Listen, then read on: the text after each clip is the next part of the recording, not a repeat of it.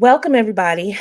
Buckle up. This is going to be a very interesting conversation. It's one of my favorites, to be honest with you. I love talking about traditional men, and a lot of women love talking about them too. But today, we're going to go in depth about these guys because they have become the most popular men around in the last few months here. They've always been popular with certain women, but now they have become popular again as society shifts back. And so a lot of women are reevaluating their lives. And that boss chick, boss diva, I am every woman, I am magic, hear me roar, that wears off after a while. Our bodies start to respond and tell us how much and how far and how much we can do, how much we can get away with. And our bodies tell us what we could do. On the YouTube side, if you can put in the chat, if you can hear me, I just want to make sure my mic is good to go because we're going to jump into it. I have a lot to cover, and I also want to give you all the opportunity to ask me questions. So, welcome everybody, and type in the chat on YouTube for me, the best audience in the world. Type in where you are listening from. And shout out to the best mods on YouTube. Thank you, Queen of the South. Thank you, the best mods on YouTube. I appreciate you, ladies. You ladies are awesome. And shout out to the ladies who have been in our homemaker circle, preparing to be the best homemakers and talking about family and all those things. Shout out to you, ladies. I am going to be transparent with you. I have issue with a lot of male dating coaches and male matchmakers. I'm just going to be straight up and honest with you because a lot of them come from the male perspective. And we think as women that this is going to be good because they're male. And they're going to give me the skinny on how men truly operate. What I have discovered, and I have researched several male dating coaches from all backgrounds, all audiences, several countries. And what I've noticed is that they tend to structure their advice to women around what men want. And you would think because they're male, they're going to show you the shortcut on how to gain a man's heart, how they're going to simplify this for women. And what I've discovered is they don't always do that. They typically lean more towards shaping women to fit whatever skinny men are into at that point. And it doesn't really yield the best results, which is why if you research a lot of male dating coaches, matchmakers, and the whole gamut, their list of testimonials or their list of women that they've actually gotten to the altar is very short and slim. Anybody, your friend, your neighbor, your coworker can help you get a date. Can I just be honest with you? Anybody can help you get a date. That's why I never claim being a dating coach. I am not a coach, period. And I don't focus on dating because anybody can help you get a date. They can say, "Oh, put on this skirt," and they help you get a date. I mean, it's not that difficult to help you get a date. And to be honest with you, from my perspective, I don't think it's hard to help you get married. Really, if you simplify things and really remove the scales off of people's eyes and able to really understand how marriage works, getting married is not hard.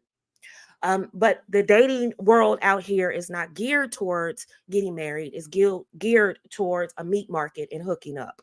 And so for me, from my perspective as a professional, I see a lot of men are opportunistic, preying on the vulnerabilities of women. And I see a lot of women doing that as well. And they may luck up on a few women who follow their techniques and they're able to get hot dates and they're able to level up and all of these other things. But generally speaking, my metrics is, can you get me to the altar? Can you get me married to the type of man I want to be married to? I pray very, very hard. I do a lot of research, a lot of research before I open up my mouth and make a statement about what I do. And what I do here is I get you to the altar, and not just with any man, with traditional men, which is even harder because we live in a feminist dominated society. Yes, I am saying that. That literally is more so leaning on women working hard, women basically working three jobs, working a full time job, working as the primary caregiver, and also being the primary home manager. And nothing's wrong with that. We've been doing this for 80, 90, since the 80s, the 90s, so forth. A lot of couples were doing this in the 70s. We start to see the marriage rates decline as more women started to postpone marriage, if not get married at all, and put more of their youth and focus and vitality and energy into their corporate aspirations. And so we saw divorce rates uh, increase, and we saw the marriage rates decline. So we can honestly say there is something wrong with that formula, because women now are starting to step forward and say, I'm opting out of this altogether. We saw this play out with the pandemic.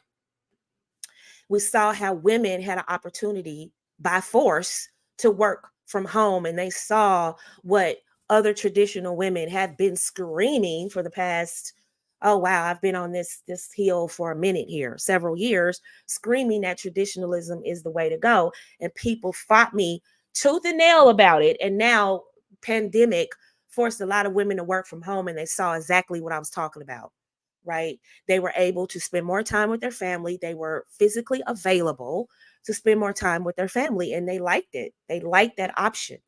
Then there were some women who are feminists at their core, and they just are tired of working.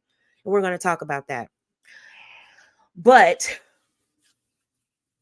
a lot of women are leaning more towards traditionalism and the all loving, all wonderful traditional men. And they are traditional. I'm sorry, they are wonderful men. They are absolutely wonderful men. I think men who want family are wonderful. And every man is not going to want the traditional structure. I do understand that. But there is a popularity rising of the traditional man again.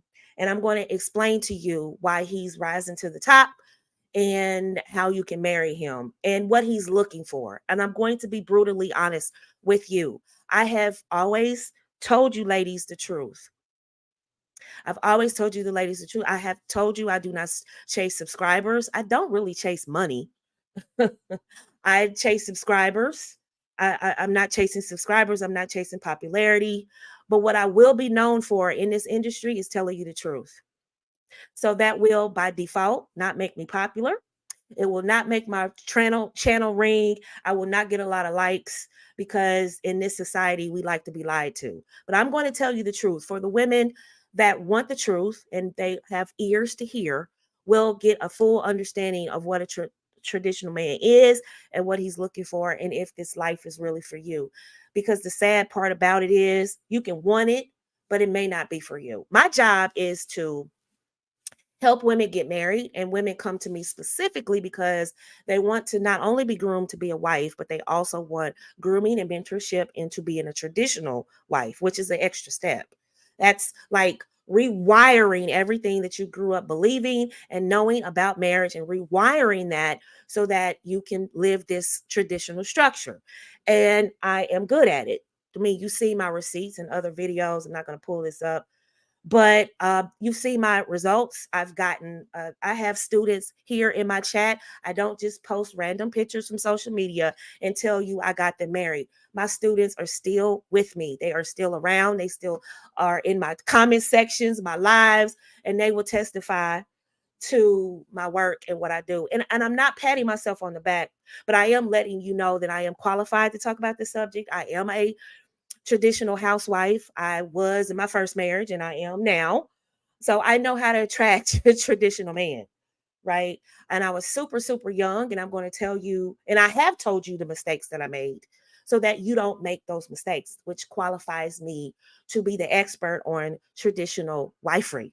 There will be a lot of people that will come to you and say, hey, I've healed. And so now I can teach you about being a traditional housewife. And when you start asking them questions, they're going to snag because they do not know how traditional men think. This is something new for them. They weren't raised with it. They weren't around it. They don't understand the structure. They just know that this is a trending topic. Women want to hear it and they can make a quick buck on it. This is not how I move. I've been talking about this way back when this was way unpopular. When I first came to YouTube, I was clowned. We need two incomes in the household. Women were saying this to me. We need two incomes in the household. What is she talking about? Being a housewife. Oh, you just want men to control you. And see how the tide is turned. This is why I tell you, ladies, never, ever, ever, ever, ever move off your square when it's something you believe in. Never, ever move off your square. And as you see, the inner beauty movement is always ahead of the curve. We do not follow curves and we do not follow trends. We set trends and we don't follow what's popular. We talk about what's needed, and what's needed is more traditional wives. I firmly believe there are traditional men out there. They are extremely afraid of marrying a feminist, undercover feminist who just wants financial security and a safety net. And she's just tired of working. That is every traditional man's worst nightmare. They are vastly afraid of marrying a woman who just wants to, I don't know, have her needs met without having to work hard, because right now she's been doing it all herself, all by herself. And that's wearing her out. The rat race, the fast paced life, all of those things are great when you're young, you're hot, men are after you. But over time, your body starts to say, wait, hold on, hold on. Don't you want to be a mother? And depending on her career, that may not be an option for her. And depending on how she views marriage, her past, how she views men, her experiences with men, she likes the idea of a man showing up and paying bills, and that will be what she leans on the most, is that he is showing up as a provider. They like that part of it, but it takes so much more, which is why a lot of women will initially attract traditional men initially, but they will not be able to seal the deal. And I'm very confident that they won't. And you see this because you see so many conversations about where are the traditional men and why aren't these men paying bills? I know why they're not paying bills. And I'm going to tell you why. And I'm going to tell you why they're not coming out of the closet as traditional men. They're hiding. They're hiding their hands. I'm going to tell you why they don't come out. I'm going to tell you what it takes for him to step up and say, you know what? I want this. I'm going to tell you today. And I'm also going to tell you today, and it's not going to be pretty. So if you're sensitive, I'm sorry, respectfully, but somebody has to tell you the truth. I'm not trying to make a quick buck off of women telling them lies. I'd rather you come to me and spend money with me or spend time with me and know you're getting the truth. That's why I get results. So the traditional man, we're going to go over what traditionalism is and what is truly a traditional man. Traditionalism is the upholding or maintenance of traditions, particularly within cultural or religious context. Let me say this again. Traditionalism is the upholding or maintenance of traditions, particularly within cultural or religious context. In the scope of marriage and relationships, this means a return. Let me say that again. In the scope of marriage and relationships, this means a return to roles and values that have withstood the test of time. A family structure where the husband is the provider and the wife is the nurturer. Okay. So, what is a traditional man? A traditional man values the family unit as a cornerstone of society. He takes pride and being the provider, protector, and leader of his family. Let me say this again, because I know there will be some male ear hustlers, and you're welcome to listen in, but I do, for now and forever, will define traditional man as a traditional man who values family unit as a cornerstone of society. This isn't just my definition. I actually gathered this definition from men within my family, across social media, people I know personally, to gather this definition. Real people. not just something as a woman I want traditional men to be. I gathered this definition from traditional men, including my own husband. A traditional man values the family unit as a cornerstone of society. He takes pride in being the provider, protector, and leader in his family. These men seek women who are supportive, nurturing, and able to create a loving home environment. And we're going to go into the woods with that today. Thank you all for liking, sharing, and subscribing. I appreciate that. Please share. Listen, there's a scripture. See, people criticize the Bible, but the Bible is true. There's a scripture in Isaiah 4 and 1. It says, in that day, so few men will be left that 7 women will fight for each man, saying, let us all marry you. We will provide our own food and clothing. Only let us take your name so we won't be mocked as old maids. And I'm reading a translation of, I'm not reading the King James Version, but you can go and read the King James Version, and it's very similar. Basically, what the scripture is saying, there will be a day where women will say, you know what, I just want to be married. I just want the title. You don't have to pay bills. You don't have to take care of me. You don't have to feed me. Just marry me so I don't have the shame of being an old maid. Does that sound like 2023 to you? I'm dating this stream, but for those of you listening in the future, does that not sound like today? Do you not hear women saying, I don't need a man's money? I don't need a man. Don't you hear that right now? He just needs to marry me. I just don't want to be single anymore. Don't you hear that right now? Let's go over that scripture one more time. In that day, so few men will be left that 7 men, 7 women will fight for each man, saying, let us all marry you. Now, 7 women are going to get on one man and saying, let us all marry you. We will provide our own food and clothing. Do we not see where men are trying to sell you on polygamy, polyamorous, and all these other foolishness? And they even create these little offbeat religions so they could justify having more than one woman. And these women will pay their own bills and feed themselves. And I personally am not sharing a man. First, I don't share. I'm stingy when it comes to the person I sleep with. Hello. But some women will say, you know what? I just want a husband. All of these other little offbeat religions. And these women will say, I just want a husband. I don't want just a man. I want a family. Have we heard that before? And they'll say, you know what? I just want a man to just give me a little bit of time, give me babies, and I'll take care of myself.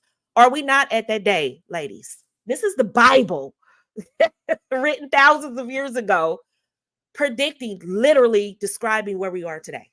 Let us all marry you. We will provide our own food and clothing. These are women talking to a man. Look, just marry me. You don't have to pay any bills. Just look, I'll pay for my own food and my own clothes. Just marry me. I don't want the shame of being single. Only let us take your name so we won't be mocked as old maids. Are we not in that day and time, ladies? Is the Bible not true? See, I laugh at people when they laugh at the Bible because obviously they didn't read what I read, because the Bible also talks about a man is supposed to leave money for future generations. But I'm not going to wake that up today because traditional men already know this. Most men who are ungodly out here do not know that the Bible actually speaks about men providing and providing for the future generations. Yes, the Bible is true. I always mock people when they go in about that, right? It talks about that in Proverbs 19 and 14 on my Clubhouse profile. It says, houses and riches are an inheritance from fathers. That sounds like generational wealth to me. But a prudent wife is from the Lord. A prudent wife is from the Lord. Okay. So let's talk about it. What is a traditional man and what is he looking for? We talked about what traditionalism, and we talked about how scarcity it's going to be, how scarce traditional men are going to be. And there used to be a day and time where women were the the prize. We literally were the prize. Remember back in the day, I don't go to clubs anymore, but I remember a day I used to go to clubs back in the 90s. I'm not afraid. I'm not ashamed. The 90s was the best. The 90s was lit. So y'all can call me old if you want to. But back in the day when you went to the clubs in the 90s, um, when you got in the club, they usually said women get in free before a certain time. And then after that, we got in, right? And then there were certain parties and certain events, women got in for free because they wanted the women to be there. Women were the draw, not the men. And what I've seen lately, and especially with male dating coaches and male people in this industry, what I've seen is that they've shifted the conversation to men being the prize. Aren't you desperate? Aren't you tired of being single? It's your fault, ladies. It's your fault you're single. Let me come over here and help you. You need to be doing whatever you can to get these 2, 3, 4, 5 men. Does that sound like they are literally bringing the Bible to pass? Come on over here, ladies. Come on over here. Let me help you get this 2 or 3 men. I'm going to help you fight over them, right? I'm going to help you qualify for these 2 or 3 men. Does that not sound like the Bible to you? Is that not true? And so now you have a group of men with the mentality that, hey, we're in demand. And you know what? They are. They are in demand. They are traditional men, like truly traditional men. All of these spaces that, where men are projected as, don't you want us? And all of those men are not traditional. Let me be clear. But true traditional men, their biggest fear is marrying an undercover feminist who just is just tired of working. That has been my biggest obstacle working with women. I can transform you, but a lot of women refuse to let go of those feminist ideologies. They don't believe that they're feminist, but they live, they think, they act, they speak like feminists. And men, actually, when they love you, they don't care. They don't pay the bills. They don't mind. Traditional men, I'm talking about true traditional men. They don't mind. They just don't want to be abused in that manner. Who wants to be a workhorse for a woman who's just tired of working because her shift, her mindset is just, I just want to come off the job, not about what traditionalism is truly about. So let's go into what they're looking for. First of all, I'm going to hurt some feelings. I know some of you are going to cuss me out, walk away, get mad, but I have to tell you the truth. This lifestyle isn't for everyone. Everyone won't make the cut. I'm sorry, you won't. This guy is truly special. And the more we talk about traditionalism, the more his stock is going to go up. I'm talking about traditional men here. You don't make the rules with this man. You don't. So you want to know how to get him? Stop trying to make rules with this man. You don't. He has a program. He has a journey he's on. You don't come in and get to wreck and tell him how to run stuff, how to do things, how to be a man. He knows these things already. He comes to the table already equipped with what he knows he's going to be a workhorse. He knows that his fruits of his labor is to take care of his family. He knows this already. You don't need to come in and tell him what you need, what you got to have. That's not going to work. But women in this feminist society, we are groomed to go into meeting, interactions, connections with men, reading off this list of things that we want, right? This list of entitlement that needs to be, torn up and thrown in the trash. With a traditional man, this is somebody you don't have to coach him on being a man. You don't make rules with this man.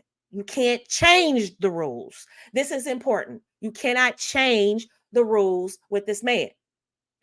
Let me say this again. You cannot change the rules with this man. The program is family and God, and you must be on board with that. Period. I told you I'm going to make some enemies today because some of you don't want to hear this, but I have to be the one to tell you the bearer of bad news. For some of you, this is great because this is what you've been looking for. You just wanted somebody to confirm it. For a lot of you all, you're going to say, forget that old Nicole. I can go ahead and finesse these dudes. Good luck with that. I'm telling you, traditional men are on to you. I'm telling you. And as we go through this whole thing, you'll understand what I'm talking about. The program is family. Okay. It's family. And God, There is a Christian ethos, a Judeo Christian ethos to this man, right? This is what holds him in place. This is his self check. This is his checks and balances. This is where he goes to look to see, am I doing the right thing? Am I talking to my wife the right way? Am I handling things the right way? This is his self checker. He's going to refer to the word of God. He is going to do that. There are a lot of men out here who will attempt to do the traditional thing, and then when it gets rough or it gets hard or he hits challenges, he's going to fold because he doesn't have a support system. Traditional men, truly traditional men, have a Judeo-Christian support system, and that's their checks and balances. They go to the word of God to say, okay, am I doing this right? Did I handle my wife right? Am I being a good father? Am I being a good husband? You can't change that about him. Okay. You must be on board with that. His focus isn't you, and it's not just sex. Let me say this again to the ladies and to the nosebleed section. A traditional man's focus isn't you. It isn't you. It's the family unit. Now, in the marriage dynamic, yes, it is you. But when it comes to the family, everybody's making sacrifices, not just him. You are too. And we're going to talk about that too. His focus is, and I have to reiterate this again, respectfully, respectfully. For those of you, I have some ladies in my chat who are now married because of my work. They will tell you, I prepared them. And let me tell you, his focus is not you or sex. So if you think finessing this man with your looks, your pretty privilege, your booty, your breast, and I'm telling you, don't even waste your time. I forget old Nicole. She doesn't know. She's outdated. She admitted herself she hasn't been to the club in a long time. She doesn't know. Yes, you can finesse men who are intrigued by you sexually. And when the scales of their eyes are ripped off, when they sober up from the excitement of chasing you, the exhilaration of being with you, the excitement of bagging a woman like you, he's going to look and go, okay, what else you got? Just sex? And then that's why a lot of women can't seal the deal. This is why they are fussing about dinner dates and coffee dates and things like that, because the guys are sobering up quick. The barbershop is now digital. Men are comparing notes. And where there used to be, this is outdated advice to tell you to go get nerds, go get ugly guys, fat guys, old guys. That advice is outdated. I'm telling you, it's outdated. I'm telling you, you're wasting your time. These guys are smarter than you give them credit for, but they will sleep with you because once they're on to you, they'll sleep with you. Oh, yeah, they'll have fun. They'll talk that talk, walk that walk for you as long as they're getting the goodies. They're on to you. And this is why they fade to black. They become inconsistent. This is why you think they're cheating. They check out. No, they were on to you, and they won't let you know that they're on to you. Right? We're going to talk about that next week when we talk about a man's offer. A lot of men aren't going to, admit to you that, hey, I'm on to you. I know you're a feminist and you're just tired of working. No, they're not going to make that announcement, baby girl. They're just going to enjoy and have fun. Because you think manipulating him with sex because he's a nerd, maybe he's a little socially awkward, maybe you're the prettiest, hottest girl he's ever come in contact with. You think this is a shortcut into a traditional marriage. And I'm telling you, you're wasting your time. These men are smarter than you, and they have a metrics by which to judge you on. We're going to talk about that. His focus is materialism. This is where a lot of women get tripped up. You think, I want a traditional husband, but he needs to make this amount of money. This is where I cringe because you literally just stepped on your own foot.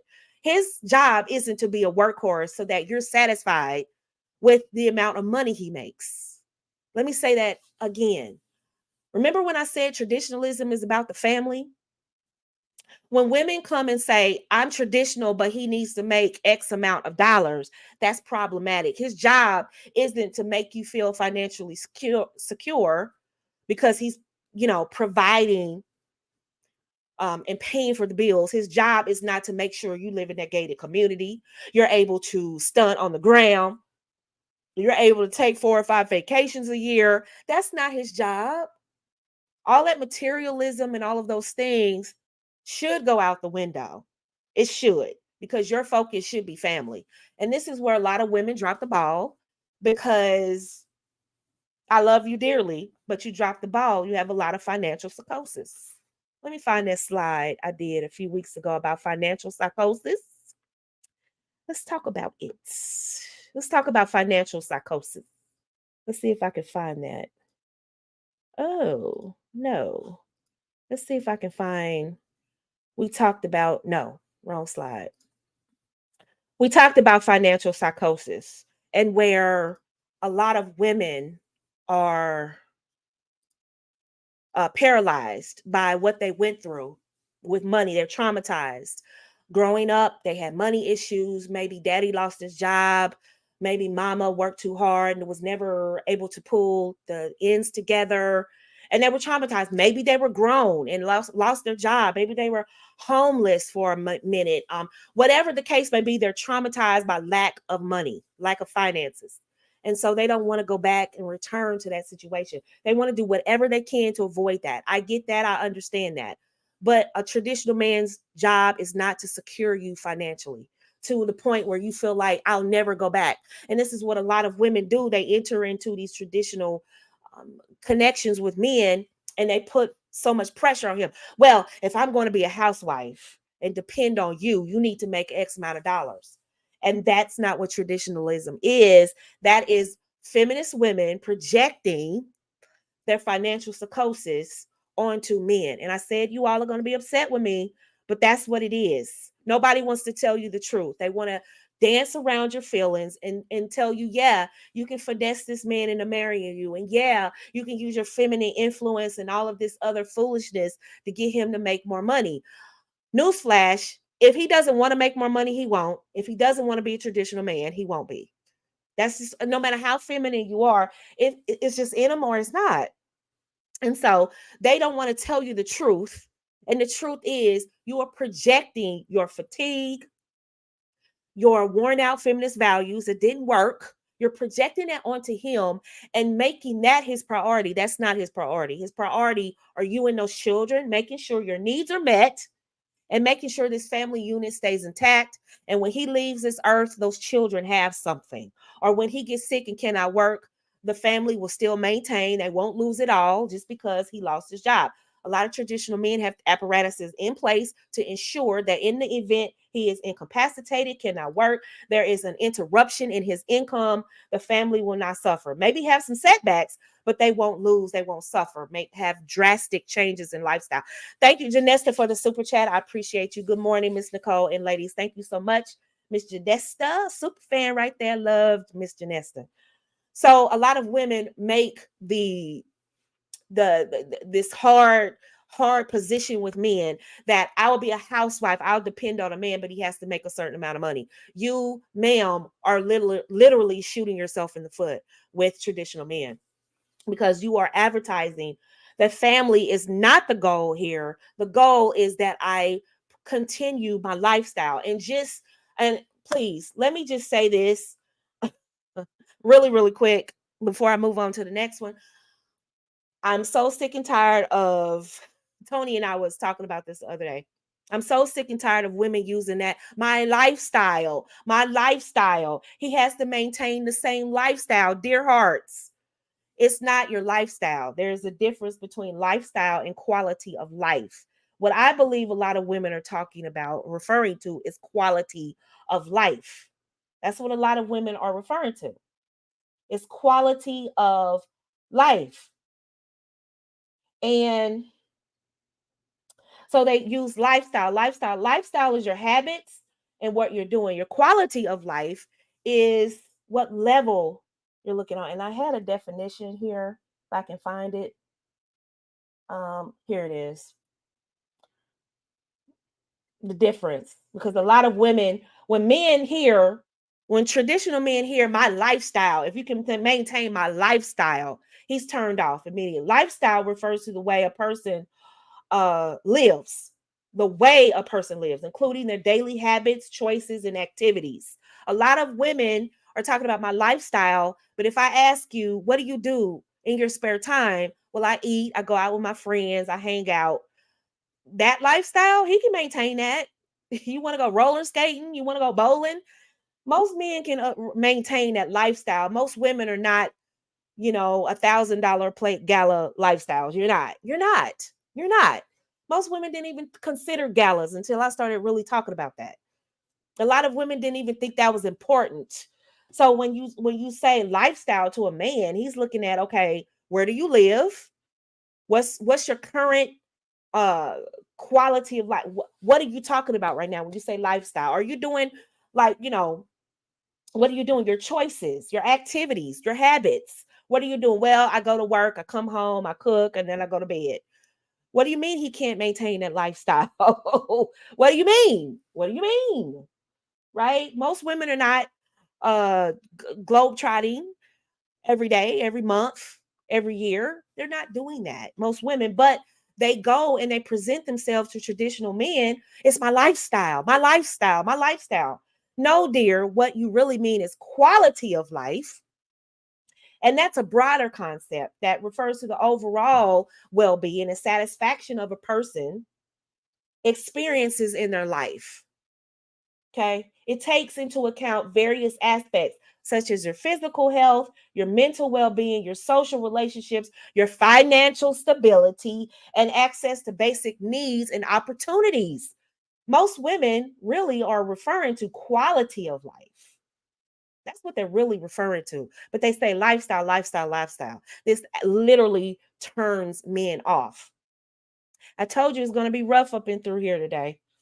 I want everybody on the other platforms to hit the link at the top and join me on YouTube, because I want you to hear the rest of it. Because you ladies need to hear this. Okay. Let's talk about it. Traditional men do not want partnerships. They want clear, defined gender roles. What am I talking about? They want the traditional structure. They do want the black and white situation. Most women want, I've heard they want a hybrid, they want a combination. I want to be able to keep my own money. You're talking to a traditional man saying, I want to work and keep my own money. How is that family oriented? You're literally telling him, I want to keep my own money. I want the choice to work. But, so are you going to work or you're not going to work? A traditional man wants to hear, I want to focus on the family. I want to focus on you and the kids. And you women are going in there saying, well, I'm a combination of a modern woman and a traditional woman. How on earth does that benefit a traditional man when I just told you his mental process is family? How does that work? How does that translate for him? And again, this is the feminist mindset that a lot of women have adopted, where he needs to change for me. And I just told you, you can't change the rules for traditional man. You either attach your wagon to his or you walk away. And so a lot of women say, well, I want to be a hybrid. And if he loves me, he wants me, he should adjust. No, ma'am, you adjust to him and his program. Remember, he's not just a provider and protector, he's a leader. That's the definition of a traditional man. And so if you're coming in saying, well, I want to do what I want to do, I want to work when it's convenient, I want to work up until I'm tired, I want you to be my safety net. All of these things, that's what he's hearing. Okay, so you want to work and you want to have your own money, which gives you this autonomy. And I'm just here paying all the bills and I'm just a safety net. That's a turn off to traditional men. Why would he sign up for that? That's his worst nightmare coming to pass. Oh, she just wants me as a safety net. She doesn't love me. She doesn't want family. So when she's out working, is she stacking her money to leave me? Is she going to leave me and take my children? This is what traditional men fear, is that, okay, if she's working, then she's not really traditional because her energy is going to the workforce. And when does it start to benefit the family? When she gets tired? So you can see how that turns traditional men off. They want clear, defined traditional roles. They are okay sitting down with you, saying, I want you to cover the home and I will cover the the maintenance of the home, right? The outside maintenance, the grounds, and I will cover the expenses. And you will cover everything inside the house. Just so you know, ladies, everything inside the house is a lot. It's not just cooking and cleaning. This is why I laugh at people when they mock housewives. They really don't know what they're talking about. You know how many things are on our plates outside of cooking and cleaning? Honey, please. Not only are we on 24/7, somebody makes a spill, guess who has to clean it up? When Timmy gets sick at school, guess who has to go get it? She's available, right?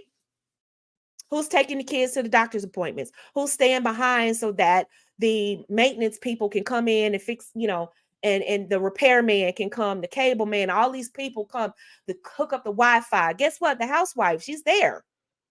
People don't include that in her duties, but it is. What about all of the events that the husband may have to go to? She has to be prepared. She has to be ready for that. Not only that, but she has to have handle household management. She has to make sure when you go to the bathroom, the housewife makes sure that nobody has to go, where's the toilet paper? Hello, somebody bring me a roll. The housewife has already covered that. She's already looking ahead. Hey, wherever, each bathroom is down to one roll. I don't know how many times I tell people in the homemakers area, I've discussed this on Clubhouse, in the homemakers area, I don't like running out. That's a housewife's responsibility to make sure we don't run out. When they go to the kitchen, you should know there's going to be salt and pepper, honey, seasoning, right? Butter, bread, the staples, that's going to be there. The freezer is going to have meat in it. We're going to have vegetables. We're going to have fruit. You're going to have food. That's the housewife's responsibility. People take that for granted. And when women work, then they notice, oh, wait, somebody has to go pick the kids up from school. Oh, wait, somebody's got to take off work to pick up Lisa because she got sick at school. It's usually the woman. The housewives, we already knew this. We already knew all of the work we do. Hey, my mother-in-law's birthday is next month. I know my husband hasn't thought about it. Let me go out and get my mother-in-law a gift and put his name on it because I know he forgot. And so give this to my husband to present to his mother because he will forget. That's a housewife's duty. That's what we do. And women who are working now are screaming, I do that already. Exactly. That's what housewives have been knowing. We've been knowing that. That's why we don't want to work a job. Why? Work 3 jobs? Why would we do that? We already know this, right? The family reunion. We need to RSVP by a certain day. You think husbands are thinking about that? No, it's the housewife that's doing that. Or for those of you who are working, you do it. You're doing that in addition to remembering everybody's birthday, remembering Christmas, remembering all of these things, remembering the trash day, remembering when the repairman is coming. All of these things, a traditional man is saying, okay, and you want to work and take on all of this? No, I need you to be focused on the family. And a lot of women don't want to do that because they have financial psychosis. They do not want to, they want some type of financial autonomy. And so they do not want to leave their jobs and careers. And I get it. You don't want to leave it. That's great. Just understand that's not a traditional mindset. And if that's the case, feel free to stay working. There's nothing wrong with that. Women have been balancing career and home for years. It's fine. But traditional women, we understand it's way too much and we're not even going to attempt it. Because at some point, we're going to break. We're going to crash and burn. We are just not built out. Traditional women, housewives, I have some housewives in the chat right now going, amen. Hello. I already know. Hey, babe. Little Lisa needs, cupcakes for her Halloween party. They have those little stupid Halloween parties at the school. Guess who's making those? Housewife. Guess who's going to the PTA meetings? Housewife. Guess who's going to chaperone the class? Housewife. Why? Because she has the time. A lot of women suffer with their careers because they're trying to balance career and home and children. And the traditional man is saying, why even do all that? I don't need you to work. I have the expenses covered. I need you to focus on these children. That's what I need. That's what I need. And so a lot of women are just like, yeah. And you've turned them off already with this whole, yeah. Somebody said PTO me. Somebody had PTO meeting tonight. Look, some housewives even have time to go to the school board meetings, protesting what the kind of books they put in the library. A lot of you who work and have a family don't even know what your kids are getting from the public school libraries. You don't even know. You can't know. You don't have time. It's not enough time in a day to know. I'm not beating you up. I'm just trying to make a comparison of how traditional men view family. Traditional men, you do not have to preach to a traditional man about your duties. He already knows you have your hands full. He already knows, and he does not expect you to be worried about finances and the expenses. And that was another thing. You know, all of these extracurricular activities that these kids are in, guess who's picking them up? You got to pick Timmy up from football practice. You got to pick Lisa up from cheerleading practice and debate team. And then where all of these fees are coming from. You know what I mean? All of these things, all of these expenses, the father takes care of that. Or you learn how to kick back. You learn how to pull back on your expenses. And we're going to talk about that too. But traditional men, you don't have to coach them on how to handle finances. He already knows it's tough. He already knows that your plate will be full with the household. Please, we almost at 100 people over here on YouTube. Everybody hit the link at the top because we're going to get real down this rabbit hole today. I told you I'm going to forever and amen tell you how to get a traditional man, but I need you to come on over to the YouTube side and join us. Traditional men aren't about being a power couple. So all of that, I want to do both. You know, I need my job. We want to be a power couple. That's not his motivation. It's not he wants to be poor. That's not what that is. And if that's what you heard, again, that's problematic, baby. Respectfully. That's not what he's saying. He's saying his job is not about money. That's not his ultimate goal. It's money. That's not what his ultimate goal is. It's being this power couple. So we earn money. No, his ultimate goal is you and those children. You can't easily convince a man that you are a traditional woman over 30. Okay. Remember, we talked about partnerships. Traditional men do not want partners. You all are going around talking about you want a partner. Red flag, red flag. You've already turned him off. Already turned him off. Before you even got the invitation for the first date, he probably is going to decline. He may take you out on the first date just because he's curious, but you've already turned him off. He's already determined you're not a traditional woman simply by using the word partner. Well, Nicole, what does that mean? Traditional men are not looking for partners. They're looking for wives. They're looking for helpmeets.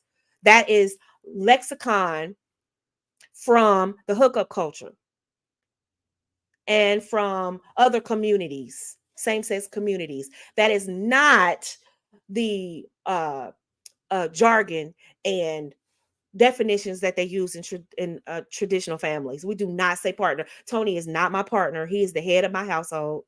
He is my husband. He is the leader. He is not my partner. I'm his helpmeet. That's like the secretary going around saying she's the boss.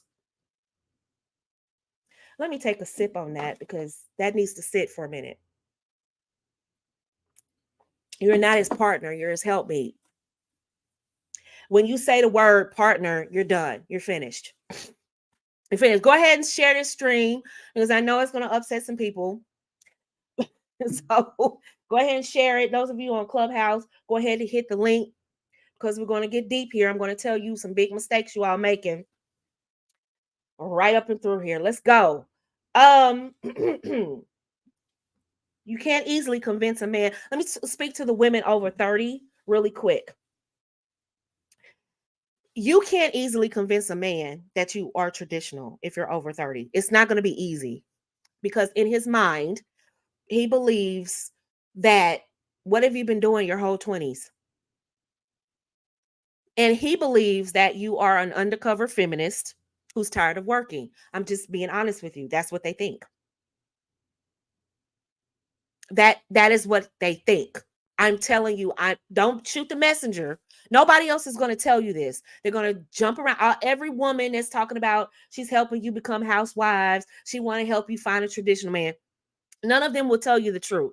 The truth is, if you're over 30 years old, the men are looking at you like, what has kept you from marriage your whole 20s? What have you been doing? If family is really your ultimate goal, then why aren't you married yet? That's what he's thinking. Nobody's going to tell you the truth. I'm going to tell you the truth today. That's what they're thinking. So you can't easily walk in as a 35-year-old woman, as a 40-year-old woman, 45, 50, and say, I want to be a traditional woman. As you get older, they're looking for evidence that you've been traditional. Where's the evidence?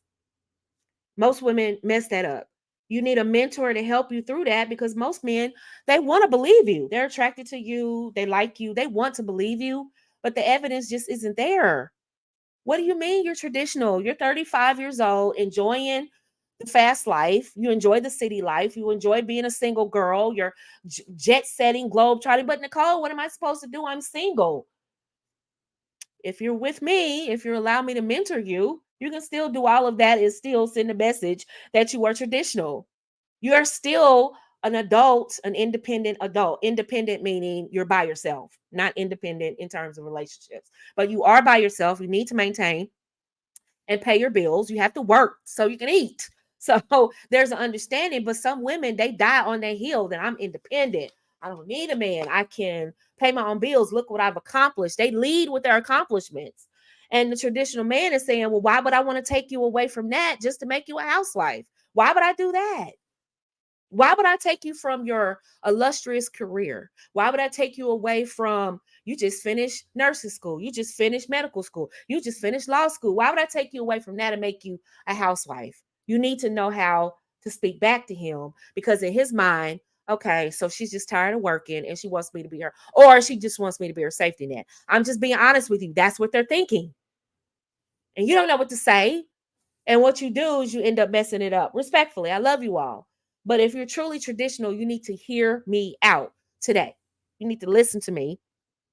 And if you're over 30 and you're trying to sell men on, I love the Lord, I love Jesus, I'm Christian, I'm conservative, I'm traditional, I'm all about family. Where's the evidence of that? Where is the evidence? Where? Where's the evidence? And so they summed it up like, she's a good looking woman, I wish her the best. And most traditional men are not even consumed with conquering you sexually. They just move on. It's because family is their goal, and they don't see why taking you away from the single life that you enjoy so much, they don't see the point. You're going to be unhappy. With Nicole, he just needs to understand, I'm just doing what I have to do as a single. No, he doesn't have to understand that. There's evidence. He needs to see that this is a part of who you are. This is the fabric of what makes you a woman. He needs to see that. So it's not that they only want younger women. That's a lie that non-traditional men put in your head to tell you, well, he doesn't want you, the ship has sailed on you, you're too old to be. You're speaking to someone who's who has gotten married in my 40s. I was married younger and had our children. We did not make it. We were both pig-headed. I explained this in detail about why that demise happened. And a lot of it had to do with my perspective on being a housewife. This is why I'm so passionate about what I teach here. But this second marriage, yeah, Tony looked through the archives, Nicole Michelle archives. He looked, he dug, he looked, he wanted to see how my, I know. He looked to see what my life looked like 20 years from now, or 20 years ago. What I'm talking about now is fine, is all well and good, but he had to look and see some things. Okay, you're 40 years old, you're living pretty good in Buckhead, Atlanta. You're doing you, taking your little trips, and you're doing good, right? Children grown, you're doing you. But how does that translate into being a traditional wife, though? And had there not been certain things in place, he wouldn't have believed me. Simple as that. So a lot of women think now, because I'm saying I'm Christian, I love the Lord, I'm Christian, I'm conservative. Now you have women even saying they're conservative, child. We're going to talk about that in a minute. Uh, I just laugh. You're conservative, really? Christian conservative. Anything to convince a man that you're traditional, none of that works. The men are looking, they're looking for receipts. And they're just not there, baby. They're just not there. And so he's looking at that. And so non-traditional men will make you think, well, the reason why you can't find a traditional man is because the boat has sailed for you. And it has sailed for a lot of women because they refuse to change. They refuse to become a traditional woman. They want the traditional man to change for them. They want traditionalism to mean what they want it to mean. And so for them, yes, the boat has sailed for them because nobody wants to train you at 50 years old how to be a housewife. They want you to come like that. They want you to come understanding what that is.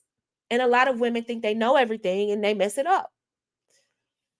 And so, yeah, for them, the boat has sailed. But for the women who literally want to learn how to be a traditional woman, that you can meet a traditional man at any walk of life, right? Any age of life, any decade, you can. I'm a firm believer. I'm proof. I have a woman, Miss Marsha. She got married in her 50s. Traditional setup. I'm good at what I do. There's a reason because I won't lie to you. I don't care about you liking me. I want you to know that what I'm telling you is the truth. I do not care about you liking me. I'm not your home girl, your best friend, your cousin, and all this other foolishness. I am someone that's going to get you to the end goal. And the end goal is the type of marriage you want to be in. And I can't get that in the results that I get telling you lies and withholding information because I want you to like me. Please understand that. Please understand. If it was about liking, I would have given up years ago. A lot of people hate my guts. They hate my guts. They hate my message. They wish I shut up. but it's not about them. It's not about being liked. It was never about being liked. People turning on me. I thought I loved them like I love family, and they turned on me and broke my heart. That should have been the end of me. It should have, but it's not because I'm going to tell you the truth. And the truth is, after a certain age, men look at you like side eye. Is this a feminist, undercover feminist who's just trying to pull the wool over my eyes so I can be her safety net so she can stop working? No, no, no, no, no, no, no. Right? See, our grandfathers were looking for companions, they were looking for helpmates, they weren't looking for the perfect woman. These modern men are looking for the perfect woman. Not only does your waistline have to look a certain way, your face has to look a certain way, you have to be hot. Mind you, you have to be hot, but you can't attract too many men. See how that works? I have a live coming up down the road about the hypocrisy of some of these um male messages that you're getting, the hypocrisy, and that's one of them. You need to be hot, but you can't attract too many men, and your sexual, you have to keep your your attention from men to a minimum. How can it? You told me to be hot. You see, so they tell you, modern men tell you, I need you to be hot, I need you to look a certain way, and I need you to be like my mom, and I need you to do everything. I need you to work, I need you to cook, clean, all of the miscellaneous unseen duties around the home and that make the family unit run smoothly. I need you to do all of that and help me be a man and help me to provide the expenses for the family. And meanwhile, I don't want you to tell me you're tired. I need sex when I need it. Otherwise, I may cheat. This is modern men for you. This is what they tell you. Now, housewives, we opt out of that. We're like, we're not even doing that. But a lot of women, they sign up for that rat race. And so our grandfathers, they were looking for something simple. They were looking for their Edith Bunker. They were looking for their Louise Jefferson. Look, just let me handle the expenses and you handle the home. Does that make sense? It was very, very simple. We have complicated things. And so now you have all these modern men have 99 things that they want from women. And modern men are looking for partners. And this is what has ingratiated so many women's minds. And that's why you say partner, because you hear men saying, I'm looking for a partner. I need a woman to help me build. Help me build, queen. All of that is, and that's why you go into connections with men talking about you want to be a partner. Traditional men don't want to hear that foolishness. I'm sorry. I just need to help you. Modern men are looking for partners on the other hand because they are doing the dual income earning household. They're splitting household management duties. They're splitting childcare duties. They're splitting that, right? And so they are looking for partners. But our grandfathers and traditional men, they're looking for a supportive role woman, a helpmeet who understands that and is happy in that. Most women are not happy just being a housewife. We look at celebrities now, and I hate referring to celebrities, but you all know who I'm talking about. You can type her name in the chat. You have this A-lister actor husband, and you do everything in your power to undermine his presence and his brand. That's problematic. Traditional men, that's their worst fear. Then I'm going to lay everything at the feet of this woman, and she's just going to go, and where's the moon and the quasars too? You lazy man. You didn't bring me all the stars. You just brought me the North Star. Where are the rest of them? He's like, well, babe, the kids are fed. The kids don't go without. I took you to Hawaii. I took the kids to Disneyland. I pay the bills. I mean, we don't live in a gated community and we don't have $1 million mansion, but hey, I mean, we're comfortable. We're good. Yeah, you're not doing enough. That's a traditional man's worst fear is that everything is centered around money and not family. And so this is why they opt out.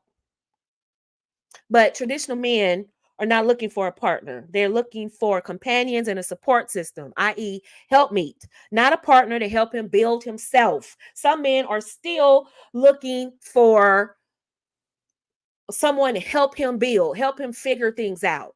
Will there be certain instances where the woman has previous expertise in certain things? Yes. But overall, he does not need her input. He's got it. Will there be snags where there needs to be some input from the wife? Yes, but overall, the husband has it. Traditional men are about taking care of family and passing down security to their children, not about giving their wife some high quality of life. That's not his goal. I need to make sure that now there are some men that are at certain stations in life that they can actually do that. They can pull that off because of what they do. They are able to ascend the corporate ladder. Their pay scale is going to increase over years, experience, their education, their skill level. They are going to ascend the pay scale. So those men will have the means to do that.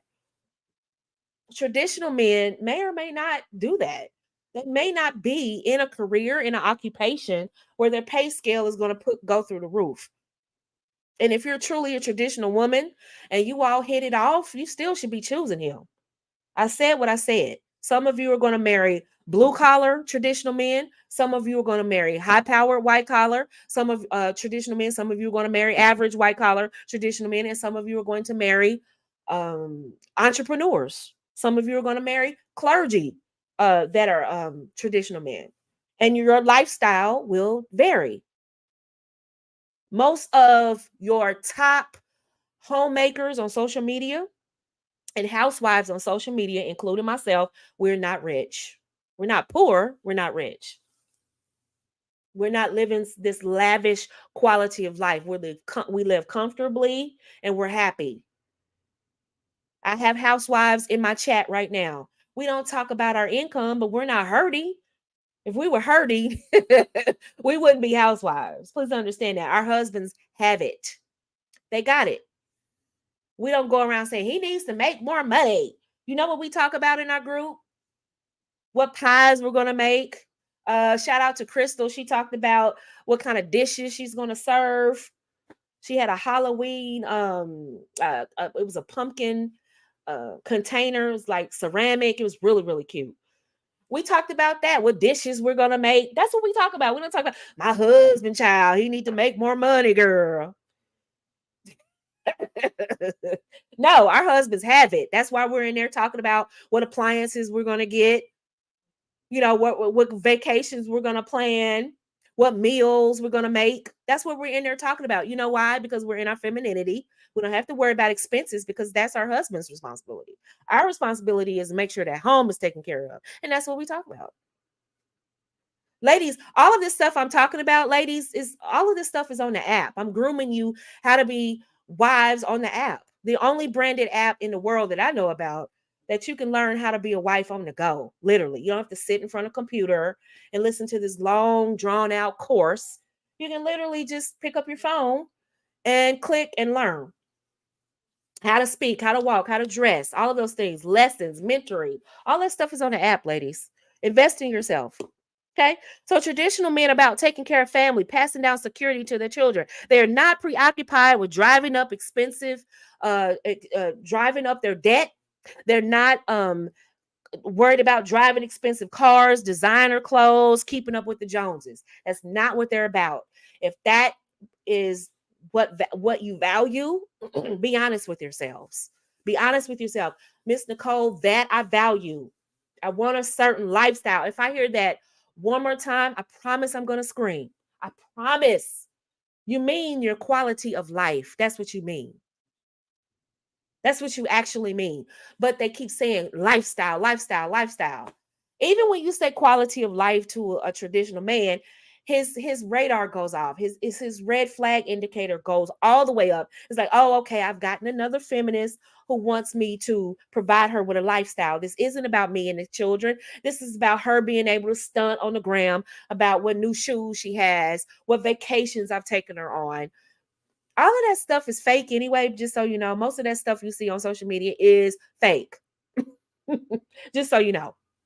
It's meant to sell you an image. There are some people who have it like that and they do it, but the majority of traditional couples out here, that is not their goal, to get on the gram and stunt for you. Their goal is their family, and they reap benefits over the years, right? The family structure is the most important thing. This is the family structure that works best for him. So if you're going in there trying to force him to be this man who gives you this lifestyle, I'm used to a certain lifestyle. Oh, and gee, you don't even know what you're talking about. You mean quality of life. That's what you mean? Ugh. I'm not even a traditional man and I'm sick of hearing it. So now you understand why men push back. Just watch, now everybody's going to be saying quality of life. That's all good. It's all good. But literally, now do you understand why men kind of go like little turtles and go back in their shells? They're like, oh my God, lifestyle, lifestyle, lifestyle, my lifestyle. I'm used to a certain lifestyle. Well, what do? Well, I go to work, I go out to eat with my girls. So okay, so what lifestyle are you talking about? What, like, you mean quality of life? Quality of life. I explained my quality of life. I didn't really sit down and say, okay, I go to this spa, I spend this amount of money on my hair, I do this and this. I didn't do all of that. I just showed them, this is what I do. This is where I live. This is how I, and that's it. The quality of life, right? Okay. Let's go down what they're looking for. Hopefully you've heard what they're looking for through what I've said. Traditional men, they don't want to court women. I'm sorry. They do not court women to impress you. So a lot of women are preoccupied with how much a man spends on a date, where he takes her and things like that. These are usually feminist women. If you ever hear a woman leaning so much on how much a man spends on a date, she's not traditional. You heard it, I said it, and I'm doubling down on it. I don't care what they do for a living, I don't care what they say. If she's preoccupied with how much he spends and not the quality of date, that's a problem. Now, you can make the argument that he doesn't really like you because he didn't put effort into the date and that he didn't take you anywhere nice. You can make that argument. Sure, I'll accept that. But to lean so much on how much money he spent, that's a problem. That's a problem. Well, Miss Nicole, that's a problem. Traditional men don't want to hear that he has to spend a certain amount of money on a date. I did not go out on a date. Well, let me see where he takes me. Let me see how much money he spends. Again, I'm putting too much emphasis on money and not on the quality of man, not on how to vet him. understanding, do our temperaments match? How does he treat people around me?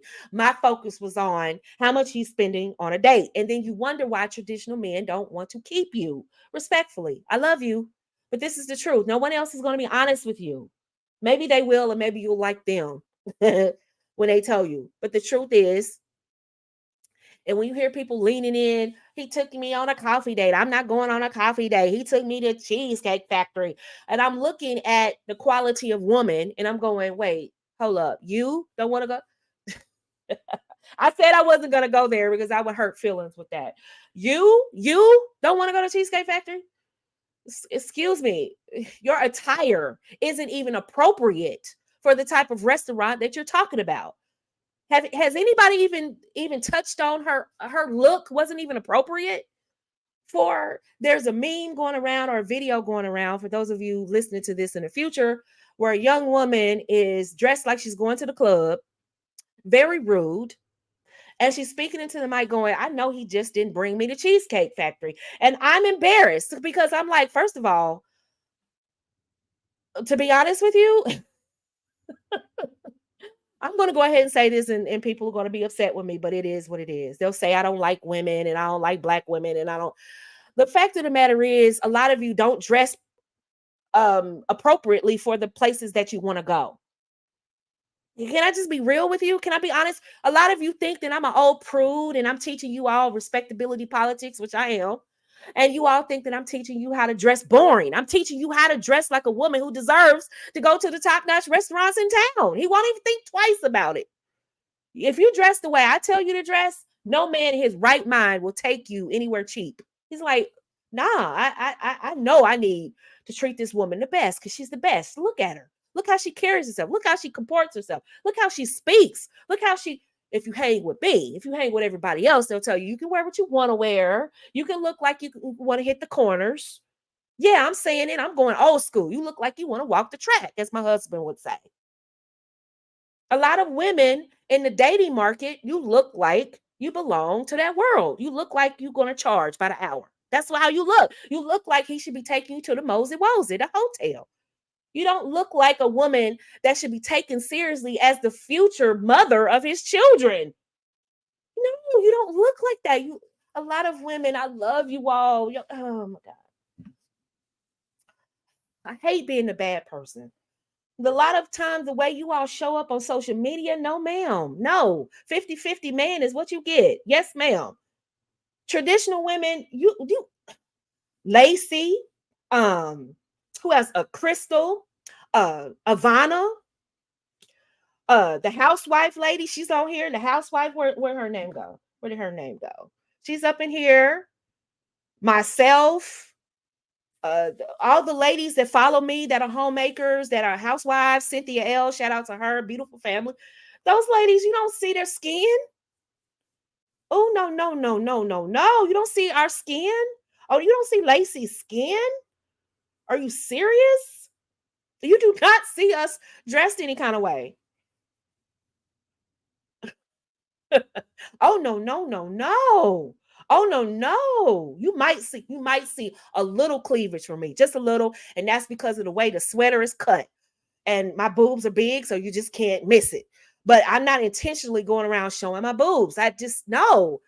Tony, if he saw that with me, he'd go, she's cute. I have a crush on her, but she good. You know, Tony, you all heard him speak. You know, he will, please. And he's very colorful. And please, listen, the stuff I see women say and do, and I'm like, and you have the audacity to turn down cheesecake? As a matter of fact, I might eat cheesecake later today, by the way. I might skip cooking today. I might do some cheesecake later today. What? I love cheesecake. Are you serious? You don't even listen. You're not even dressed for him to take you to a restaurant that requires your attire, black tie or evening attire or just cocktail. You're not even dressed that way. A simple black dress will be fine. For those of you who follow me on IG, I literally post stuff all the time. Would you wear this to a gala? Would you wear this to an event? I'm kind of inspiring you to dress like a woman that deserves that. You don't even have to say, I don't do coffee dates. I don't. Do you know how low budget and low value that sounds to say to a man, I don't do coffee. I don't do. He needs to spend this amount of money. You never, ever, ever heard me say that. You know what I do? I present myself, how I speak, how I comport myself, and how I dress. Period. So that's communicating to you. You know what's up. Shout out to the Pine Club here in Dayton, the best steaks. Oh, those steaks are delicious. If you're ever in Dayton, go to the Pine Club. They're not cheap. You don't go in there with jeans and t-shirts, although there were people in there doing that, but that's their establishment.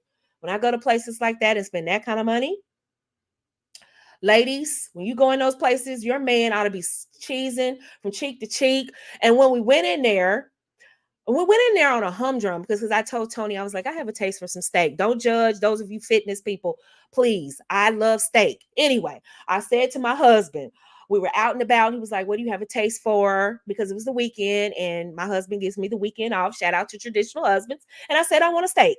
I said, I want a real those juicy, thick steak. And he said, okay, well, we've been wanting to go to the Pine Club. Let's go to the Pine Club. We walked up in there and thank God I had on the nice attire. I had on a dress, actually, had on a sundress, had on some sandals, and I had on a hat. And yes, baby, I did. I was doing it up. I was like, good, I'm dressed appropriately. I would have rather have had on a regular dress, but I had on a sundress. It passed. I went in there, and lo and behold, you all, just as sure as I said, I'm glad that I have on what I have on, Tony's business associate was in there. Just like that. Just like that. And he was like, you see that guy over there in that crowd over there? That's my business associate. And he was telling me about it. And the guy came over to the table, introduced himself. And it came back to Tony that he was impressed. Oh, it was so lovely to meet your wife.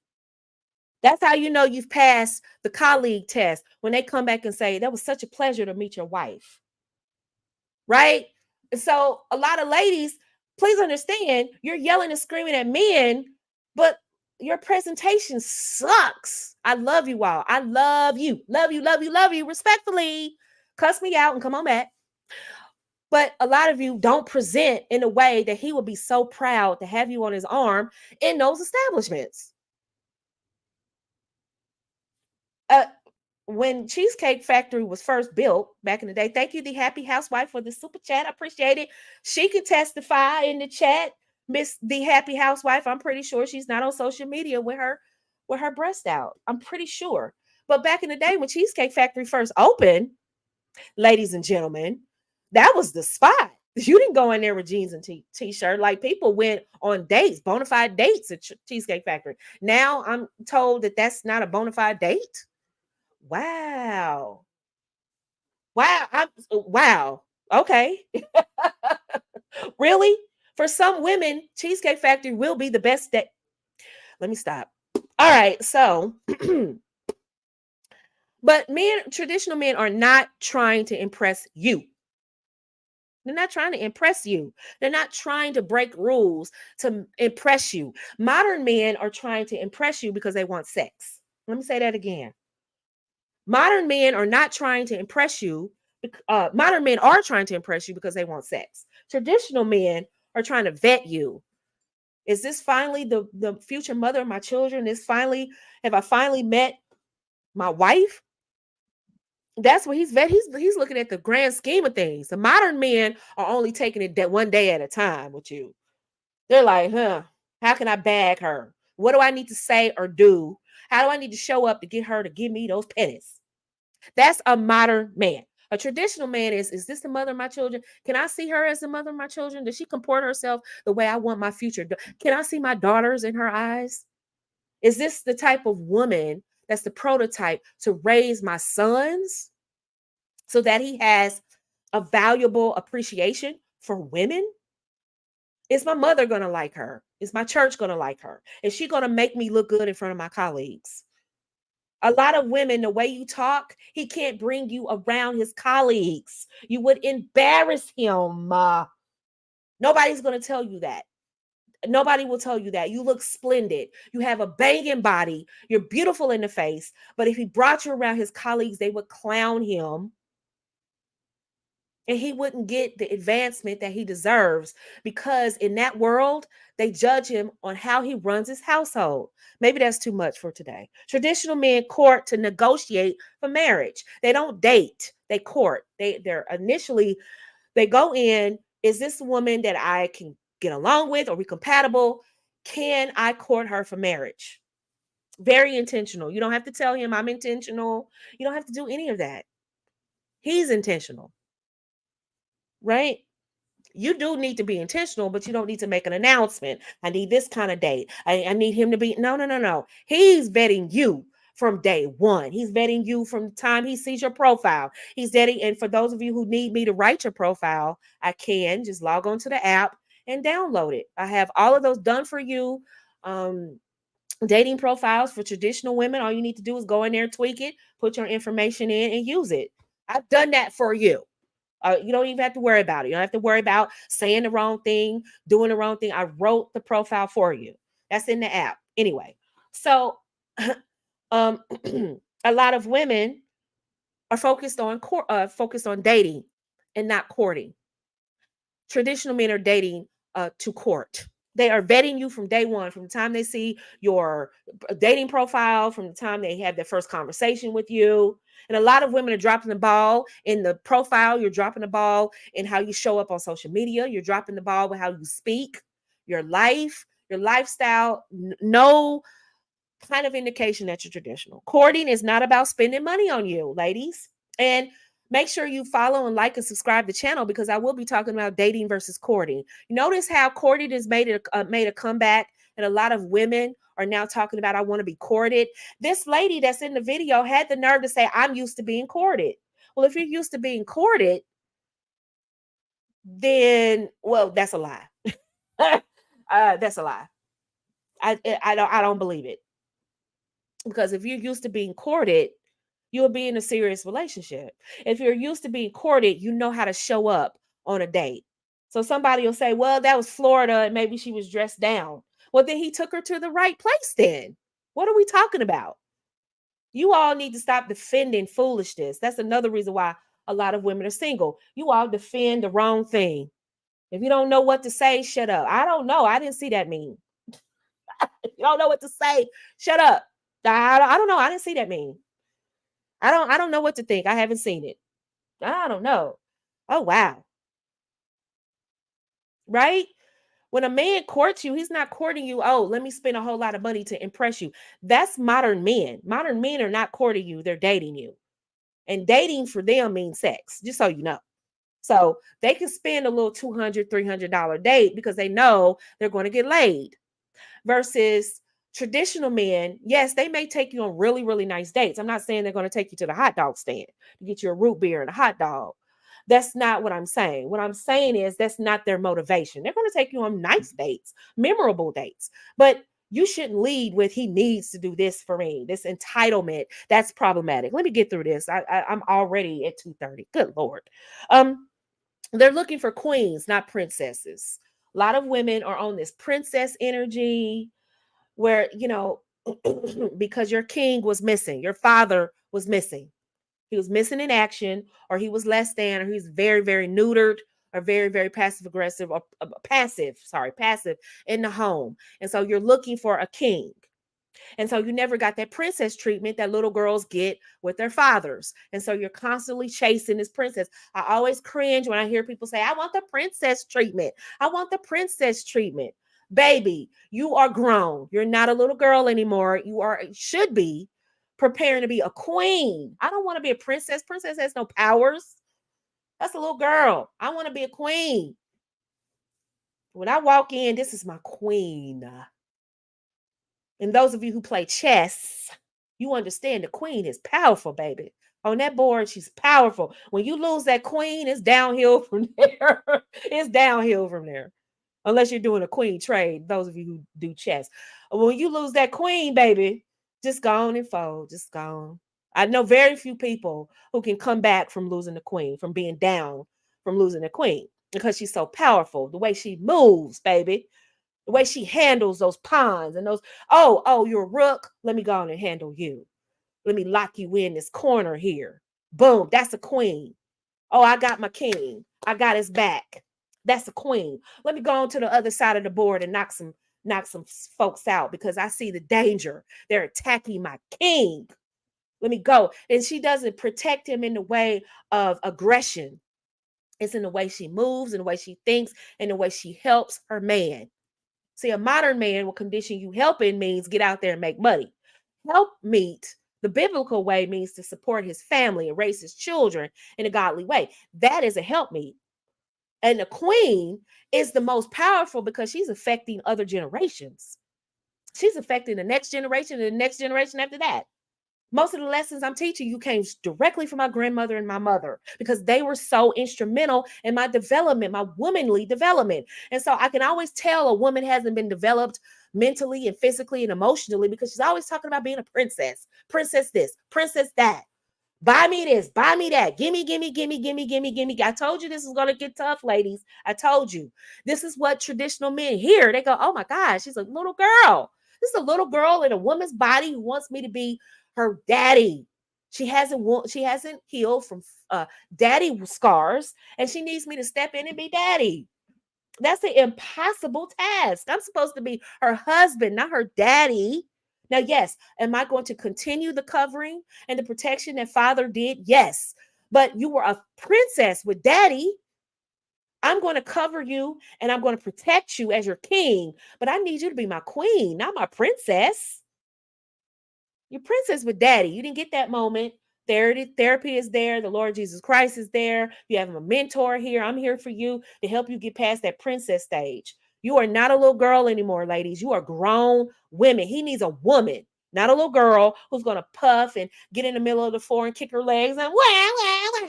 You didn't give me a big house. Wah, wah, wah. You didn't buy me that purse. Wah, wah, wah. You didn't be I got a cook and clean. Wah, wah. Who wants that? He needs a queen. Baby, I got it. What do you need? Oh, we have a dinner date tonight. It's last minute. It's 4:30 and you're calling me about a dinner date with your boss tonight. He's coming over to the house tonight. Wow. You know what a princess does? Wow, wow, wow. Why you tell me?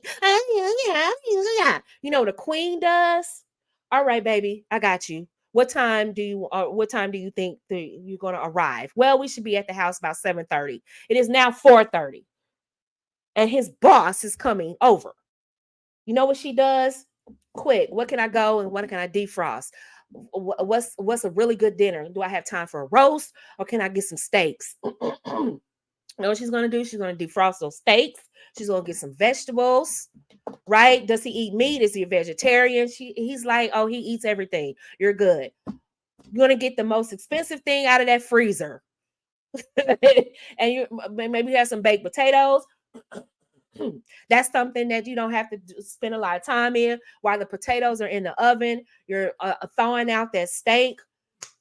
Hopefully you have a broiler or something like that. Put that stuff in the oven while you're doing that. Make sure you get an outfit out of that closet. Get ready. And then when the children come in, hey, listen, I need you to do this. And then you're going to say, Auntie so-and-so is going to pick you all up. You're going to have dinner over there with Auntie. Or let me call a babysitter. Let me take you by so-and-so's house because we're doing this. You're making arrangements. That's a queen. I got to move some things around, but I have to represent my husband the best way. That's the queen. Princess, yeah, yeah. Why does he need to come over here now? I don't even need Martin's notice. I mean, yeah. That's a princess. You don't have time for that. He needs you to move. I need to do. I still have time to run to the market. Maybe I can get something else. I need a centerpiece. What can I do? Oh, I don't have any flowers. I don't want to use fake flowers. I don't have any time to run to the market and get fresh flowers. Do I have some fruit? Oh, I can make the fruit the centerpiece. Okay, cool. Or if it's the holidays, I can take an old wreath, Christmas wreath, put a candle in the middle. Boom, that's my centerpiece. See, that's the queen. That's a queen. A princess. Men don't have time for that. A traditional man, oh, okay, so she's a little girl, right? Just being feminine isn't enough. There's another thing. Traditional husbands are looking for feminine women, not a feminine woman that is using her femininity to give her sexual powers to manipulate, because men are catching on to that. You think, oh, let me just get an ugly guy, fat guy, old guy, stupid guy, socially awkward guy, and I can just mentally play with him and manipulate him because I'm sexy and I'm the best woman he's ever had. Good luck with that. These men are wiser than you think, and that's why they're not sealing the deal with you, because they're on to you. Being feminine is not enough. Proverbs 31 woman is the template. And modern women will tell you, well, the Proverbs 31 woman had a job. Yes, you're right. Her job was the home. Don't try to justify what you do. Her job was the home, and she monetized her skill. That's what the Proverbs 31 woman did. She did not have a business, a job. She monetized her skill, which is what housewives do now. We log online, we make money on Etsy, we make money uh, doing piano lessons, sewing, tailoring. Some of you are good at sewing. That's your little extra money as a housewife. Some of you can design websites. Some of you, you're good at fitness. You can give people fitness instruction. Some of you know how to play the piano. You can give singing lessons. There's all kinds of ways you can make money. You can do graphic design, all kinds of ways to make money now because of the internet. But this narrative that the Proverbs 31 woman had a business, you're interpreting the scriptures to validate the life you want. This is what feminists do. No, the Proverbs 31 woman, her children and husband rose up to call her blessed because she made them first. The home was first, and she monetized her skills, which looks like she was good with her hands. And she monetized those things. She made scarves and things like that, and she sold them in the square. Is that not what I do? Right? I sell my expertise. That's what I do. I provide a service. That's what housewives do. There are other housewives that do those things. There's some housewives on YouTube. They earn money through their AdSense, through doing their videos, and that's their little pocket money or whatever. Housewives are not dumb dodos. Most of the housewives I know have degrees, including myself. We have degrees. We're not dumb bunnies. We're not dumb. We're not stupid, pick me's, and all that other foolishness that modern women assigned you to make you feel bad for choosing this lifestyle, this family structure. That is not what they're doing. We do not exploit femininity. You just need to be feminine and reduce him down and be seductive and all of those things. Because what happens is when he comes down off that high that you created, you literally present yourself as a drug. And once you present yourself as a drug, you know what happens? They come down off that high. And then they start to see you for what you really are, as a finesser, a gold digger, a manipulator, an opportunist. And that's not what you are. But because you market yourself that, because you're looking at feminists and listening to them, and you market yourself that way, once he comes off that euphoria of meeting you, being excited about you, and all of the scales are ripped off his eyes, and he's sobered up and he sees you and he's like, is that all this that she is? It's just, and you think by that way, he could parlay, and then I can start showing him that I can cook and clean and I can be a good mother and all those things. No, no, it's not a shortcut into traditionalism, baby. You have to lead with that. That's what that is, period. And a lot of women want to do the shortcut into traditionalism, and then they wonder why these guys curtail it out of there. It's not because they're not traditional. I'm talking about true traditional men. It's not because they're not traditional. It's not because they don't want to give you what you want, or they're intimidated by you, or because he's black. It's none of that. All of those things. A lot of that has simply to do with you're leading with this euphoric manipulation. I'm feminine. Let me pull you in. And you learned a new word, and you learned a new thing about womanhood, and you're exploiting that. And men have picked up on it, right? Femininity is not an exchange, an experience. It's who you are. It's who you are 24/7, 365 days of the year. Do you have your moments where you're like, where you're like, but those are few and far in between. You are not a transactional woman. And a lot of women present themselves as transactional. A lot of women literally look at traditionalism as a transaction. Well, he pays the bills and I cook and clean and have sex. That's literally what they reduce traditionalism down to, because that's the feminist view of traditionalism. Again, you're putting yourself in a corner, and that's going to prevent you from getting a traditional husband. I'm just trying to help you out. For those of you who want to identify your mistakes and identify areas of opportunity, it's not always your fault. Sometimes it's misunderstanding and you digesting what you've heard in society. I'm trying to deprogram you from those mistakes so that you set it straight, so that people see you for who you are and not how you're portraying because you think that that's what they want to hear. You must be a good companion. You have to be interesting in addition to being feminine. And for traditional men, you need to be wholesome. Sorry, but you do. You can scream and holler about how much money he needs to make all you want to until you're blue in the face. You need to be wholesome. Every homemaker I know that's in this chat, every homemaker I know that's on IG, and we have this little community on IG and Telegram, those women are wholesome.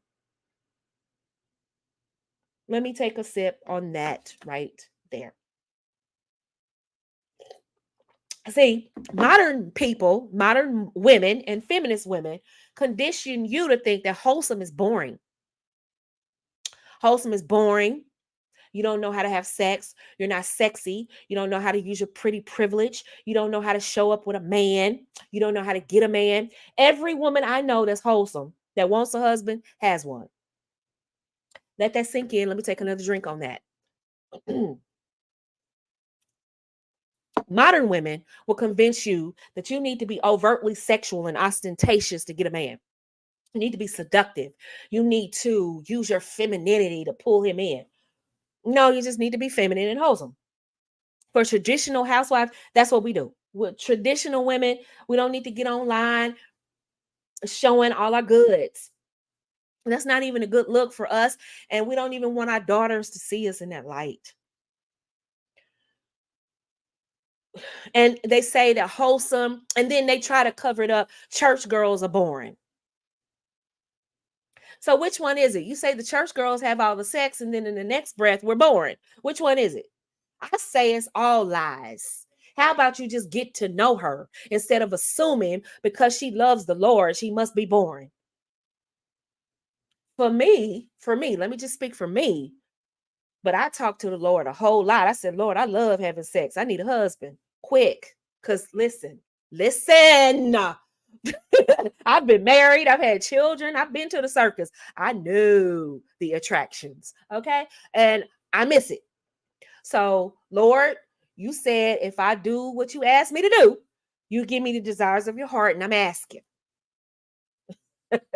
Listen, I need a husband because I got needs, baby. I'm just being honest with you. See, they'll tell you church girls are boring. We don't know what that's just wicked women trying to make themselves feel better about them being wicked. So don't fall off your square. If you love the Lord, you go to church and you pray, keep doing that. You need to find out, get with a mentor like myself to find out what areas you need to fine tune so we can get you married. But don't come off your square. Don't stop following the Lord Jesus Christ because some grimy women want to make you feel bad because they're grimy. Oh, you're dressing modest. Something's wrong with you. Oh, so something's wrong with me because I want my daughters to go to my Instagram years from now and go, that's my mama. Look at her. She's so beautiful. There was a big stink about Freaknik. And for those of you who are unfamiliar with Freaknik was this big parade that happened in Atlanta, Georgia. Newt Gingrich shut it down. But it took place and it literally shut down the city of Atlanta because all of these college kids will come from all over to just party. And it was a lot of bad things that happened. A lot of videotaping went on. And a lot of women got in front of cameras and bent over and did the most. And some of them didn't even know that they were being videotaped. This is what being a wise woman and moving like a queen will get you. See, if you move like a queen, you would know you don't do anything in front of the camera because cameras record and recordings last a lifetime. People weren't expecting the internet to come around. I think the internet was around, what, late 80s, early 90s? And so a lot of women just weren't expecting these videos to come back up, but they did. And I told my children, you don't have to worry about finding a video of your mama turned over and, no, that it doesn't exist. It doesn't.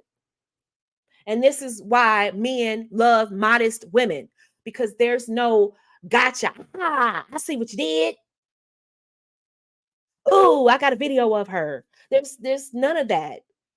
And so women who do have stuff like that will convince you, yeah, you're boring. Men don't want you because look how you dress. Look how you talk. Look, you look homely. Right. I have homely and my bills are paid, baby. You look all like that and still work like a dog. So who's winning? Ooh. See, ladies, you need to know how to pop back. You need to know how to pop back. See, you all internalize that. Oh my God, I need to stop going to church because I'm never gonna get a husband because I go to church. No, church is not the problem. It's the people you're listening to that's the problem. I never move off my square for wicked people. Never, ever. Ever. Never get in a community of women that support you. Ladies, Lacey, if you want to put the link in the chat for the Telegram space for women that are homemakers, go ahead and do that, ladies. You need to sign up. You need to be around women that are homemakers, that we are about this life. You're listening to women who want to party forever, city girls and crunk girls and party girls and all of that. And then you think miraculously overnight when you meet a traditional man, you're just going to merge into a traditional lifestyle with ease. You think that's how it works? No, ma'am. This is who we are. So when people laugh at us about being modest, I'm like, well, I don't have to do the walk of shame on Saturday.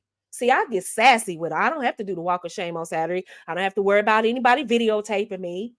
I don't have to worry about any naked pictures of me circulating. My son isn't embarrassed to say this is my mother, right? I have the utmost respect. I don't have to worry about, see, ladies, you have to start thinking about your future. When your son takes you out, he doesn't have to, yeah, that's my mama, y'all. Dang, your mama fine. Woo, I want to do something to your mama. No, that's my mom's. No. Hello. Hello, Mrs. Michelle. How are you? That's not my name, but that's not my last name, but you know what I'm saying. Oh, it's nice to meet you.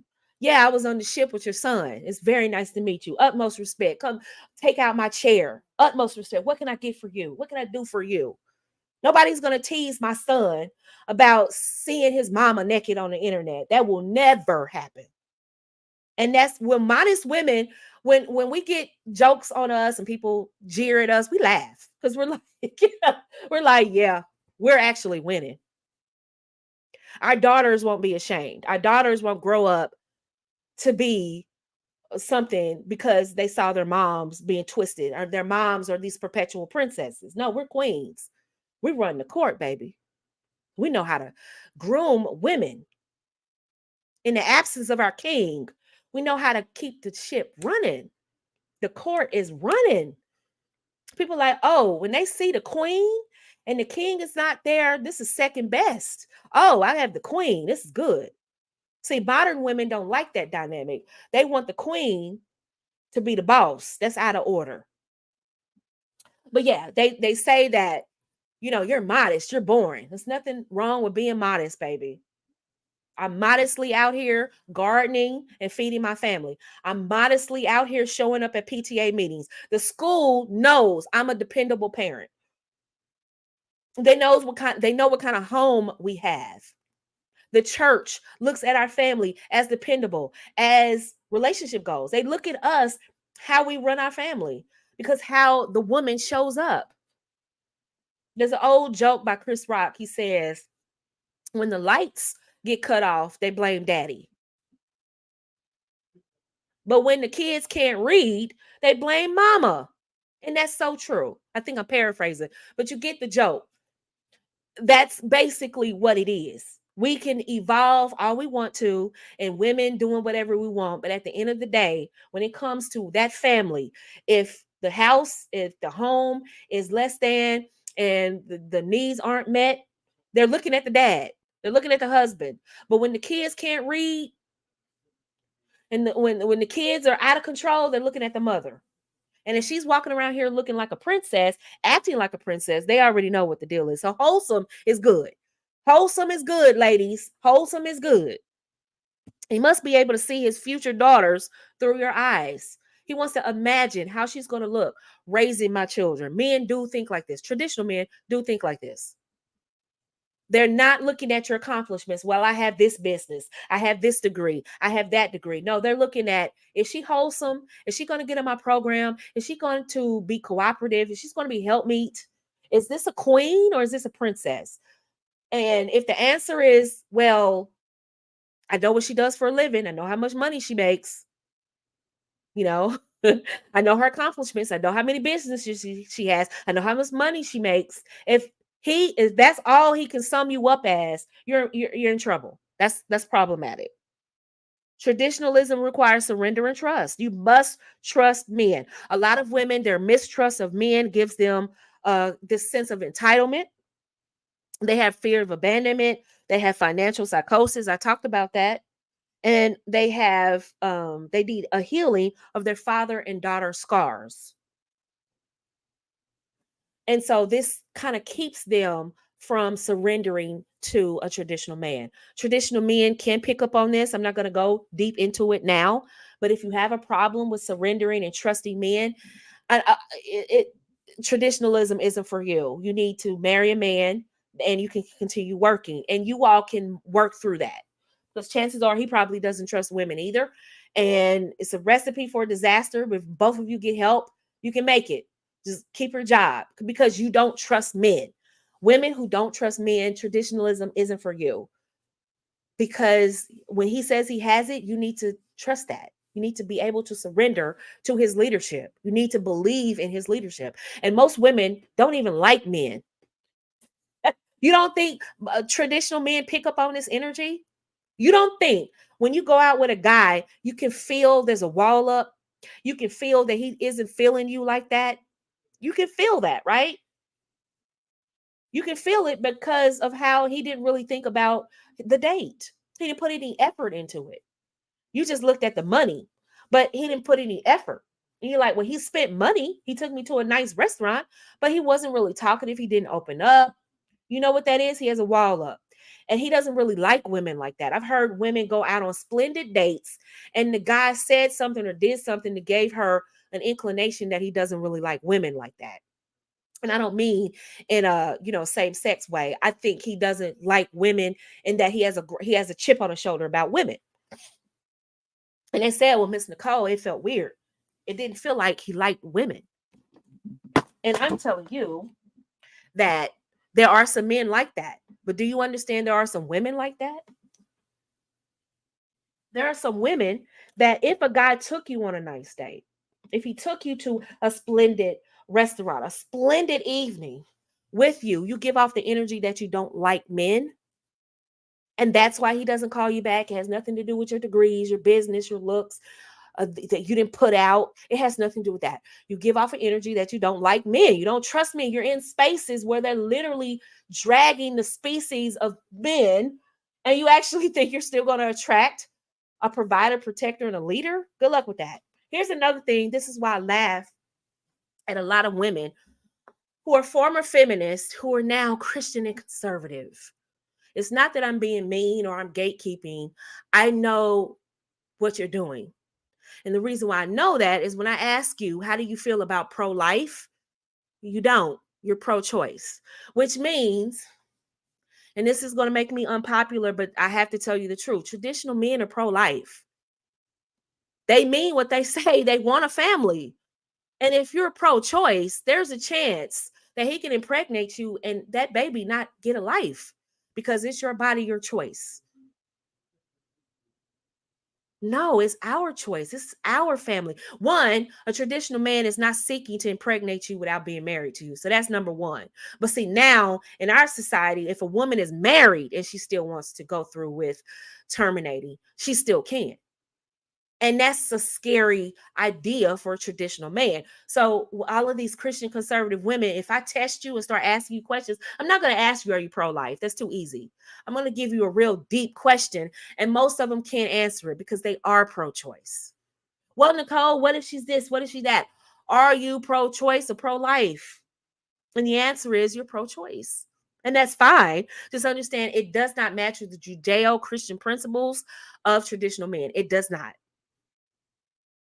A lot of traditional men lean more conservative. I have to tell you that. So you screaming and hollering that you are conservative doesn't mean you are, and it doesn't mean he's going to believe you, and it doesn't mean he's going to marry you as a traditional wife. He's going to read you, and through that conversation, he's going to read you, and then there's going to be certain instances that are going to confirm what he read about you.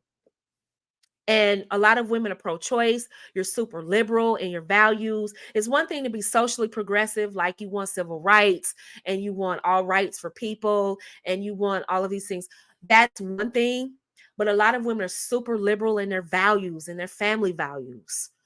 And I find it very, very hard to believe that you are truly a traditional woman when you're so liberal when it comes to family values. And so are traditional men. They're looking at that like what? And don't think that you go, oh, well, let me just say I'm Christian conservative now and just flip the script. No, they're going to be looking for things and they're going to ask you questions and they're vetting you in the same way you should be vetting him. And he's vetting you. How is she going to answer this question? What is she going to say? It's not a test because it's not a pass or fail, but he's just curious. He's vetting you. And a lot of you, shout out to Miss Sasha. She is very pro-life. Love that about her. Love, love, love that about her. She's pro-life. She's pro about helping women get pregnant, overcoming their fertility issues with health, understanding health, their feminine health, so that they can have healthy babies. That is a beautiful ministry. That's a beautiful ministry.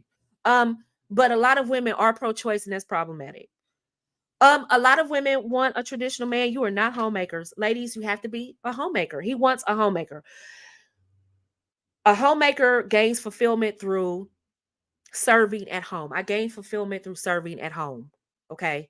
I gain fulfillment through making sure everything is good. Sometimes I get on Tony's nerves because sometimes he just wants me to relax. Like it might be a lazy day on a weekend. And he'll want me, and I'm like, no, I got to get my chores done. I got to get this done. I got to get that. And some of you housewives, you know what I'm talking about. It's like, I know this needs to be done, and I want to do it. You know what I mean? It's like I can't really sleep good because I know that laundry is sitting there. Let me go tackle it right quick. Those of you who are homemakers, you know exactly what I'm talking. I was not happy until I could decorate my porch. I wasn't happy, and so now I'm going to get my Christmas tree out probably right after Halloween. Because our Christmas tree is just absolutely gorgeous, y'all. It is just beautiful. And I'm like, I'm getting our tree out early and stuff like that. And he's like, why? Why? And I want to. I want people to come to my home and feel comfortable and feel all that. And he's just like, why? Just relax. Just snuggle up. And I'm like, no, I gotta get my laundry. I gotta do this, I gotta do that. And sometimes I will, but sometimes I'm like, no, I gotta get my chores done. Let me go load the dishwasher. Like I had, my pet peeve is dirty dishes in the sink, and I will constantly load the dishwasher. I just don't like them in the sink. I hate that. That's one of my pet peeves. And I'm constantly loading the dishwasher. Well, hold on, I'll be in there. I just need to load the dishwasher. That's just one of those homemaker things. We love keeping the home. We're keepers of the home. We keep our home stocked. When guests come over, we're able to accommodate them, make them comfortable. You know, when you come over to my home in our little lay around area, we have our formal living room. We have the lay around area. Um, I have blankets. I have throw blankets. So if you come over, you want to watch a movie with us, we have a blanket. Just get a blanket and relax. Get you a pillow and relax. There's plenty of space. I love that. I love for people to be comfortable. And as a homemaker, that's what I get to do, right? So a Proverbs 31 wife, her family calls her blessed because she puts her family first. This matters to her. It does matter how people feel in her home. That's important. Traditional men want to build a family, not themselves. Okay. So he's looking for her to build the home, not build him. Let me say that again. I probably should put this as a tweet. Traditional men are looking for a woman to build them. I'm sorry. Modern men are looking for a woman to build them. Traditional men are looking for a woman to build the home. There's a difference. I should tweet that. Traditional men are looking for a woman to build his home. Modern men are looking for a woman to build him. There's a big difference. Big difference. So, when people come over, I want you to be comfortable. I want you to have fun. If Tony doesn't pull you into a chess game, I should have an online chess tournament for everybody. I think that's fun.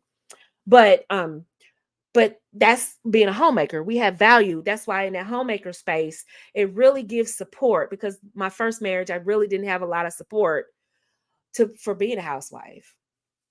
And I knew when I went back to work, I knew I made a huge mistake, and my marriage suffered. It suffered. And so now I want young women to be supported in this lifestyle, right? Another thing that traditional men are looking for are submissive women. And this is not just submissive spiritually. And this is not just about him being the boss and not asking questions and all of these things. Traditional men are not screaming and hollering, you need to be submissive. He leads, and he's looking for you to follow, period. Okay, period. So any man screaming and hollering about submission, I assure you he's probably a 50-50 guy. And he's more than likely suffering in the area of finances or something like that. Traditional men don't have to scream and holler. They are. And you get on board with that. Like I told you at the beginning of this, you don't make the rules with a traditional man. And he's looking for a woman that says, oh, these are your rules? Okay, I can abide by those. I'm a queen. And my king will know me. He will know me when he sees me. And he's looking for a woman that carries herself like that. It's like an unspoken truth. A traditional man is not going to submit. These women have a submission problem. Okay. I tune out because one, you have some other issues going on with your manhood. You don't even understand how manhood works, because if you're a true man, you don't scream at a woman about being submissive. You just are a leader. And a submissive woman, a queen, she's going to fall in line with that because this is a leader. When a man becomes a leader, followers come. So if you're yelling and saying, these women are not submissive, that further lets me know what kind of women you're dating. You're dating these maverick horses that you're trying to tame, and they don't want to be tamed. And you expend a lot of energy trying to tame women that don't really like you, that don't really want you. They're opportunistic, but you want that. You want to subjugate them sexually. And because you can't do that, you want to get online and scream about women not being submissive. When's the last time you all heard me talk about being submissive? Do I ever hardly even talk about that? Because it's traditional women, that's a given. For one, I'm vetting you to be a good leader, provider, protector, and leader. Where's your plan? He presented his plan. He presented his goals for the family. You either like it or you don't. If you don't like it, then that's not the man for you. You move on, right? Because a traditional man, you can't change his program. This is a traditional man I want. I like his program. Let me get on board with that. You do not tell a man to get on board with you. And that's a traditional woman. She sees his plan and she gets on with it. She is okay to be led by her husband. She does not have a feminist view on patriarchy. Listen, you ladies that get sucked into these conversations about patriarchy, tell them, I love patriarchy because patriarchy allows me to rest in my femininity. I get to be cute. I'm the queen, baby. Queens have power. I am not a princess. I'm a queen. People look at me as a powerful being that supports her husband. I have his back. And he has mine. I do not want patriarchy because I'm not going to war. I was recently on the Pink Pill channel, and she asked me about patriarchy, and I said, down with what? Down with patriarchy. Are you kidding me? Please. You see my nails? Do I look like I work hard? Do I look like I lift heavy things? Do I look like I want to pick up a weapon and guard a wall? Do I look like I want to go to war? Please, I want to wear my heels. I want to wear my skirts. I want to be cute. I want to wear my hair, my wigs, whatever I'm doing that day. I want to be able to do that and be cute. I do not want to worry about, the only time I want to worry about protecting myself is in the absence of my husband.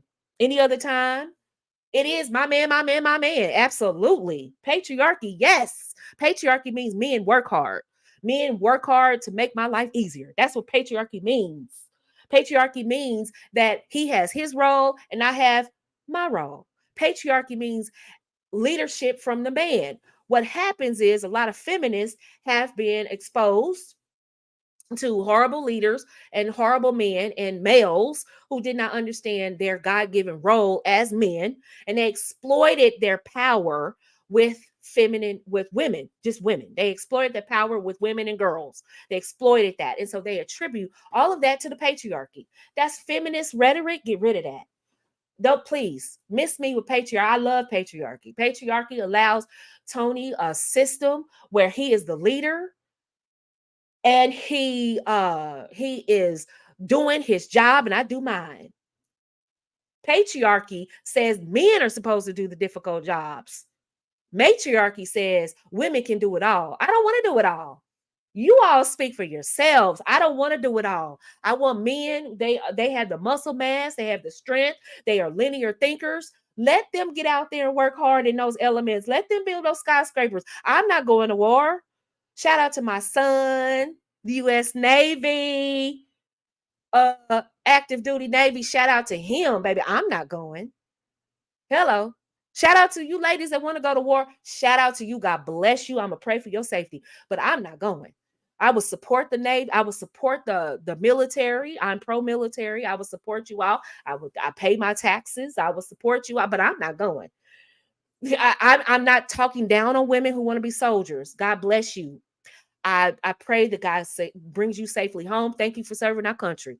But as for me and Nicole and my person and me, no, I'm not doing that. No, I want the heaviest duty, heaviest work I do is moving a mattress so I can put sheets on it. The heaviest work I do is moving the laundry from one room to the laundry room. The heaviest work I do is hanging curtains. The heaviest work I do is out there planting something. I want that to be my heavy work because you know what? That's how God designed our bodies. The heaviest work we're supposed to be doing is lifting a baby. How much does a baby weigh before they start walking? About 15 pounds? Okay. That's how God made us. They didn't make us to be moving stuff.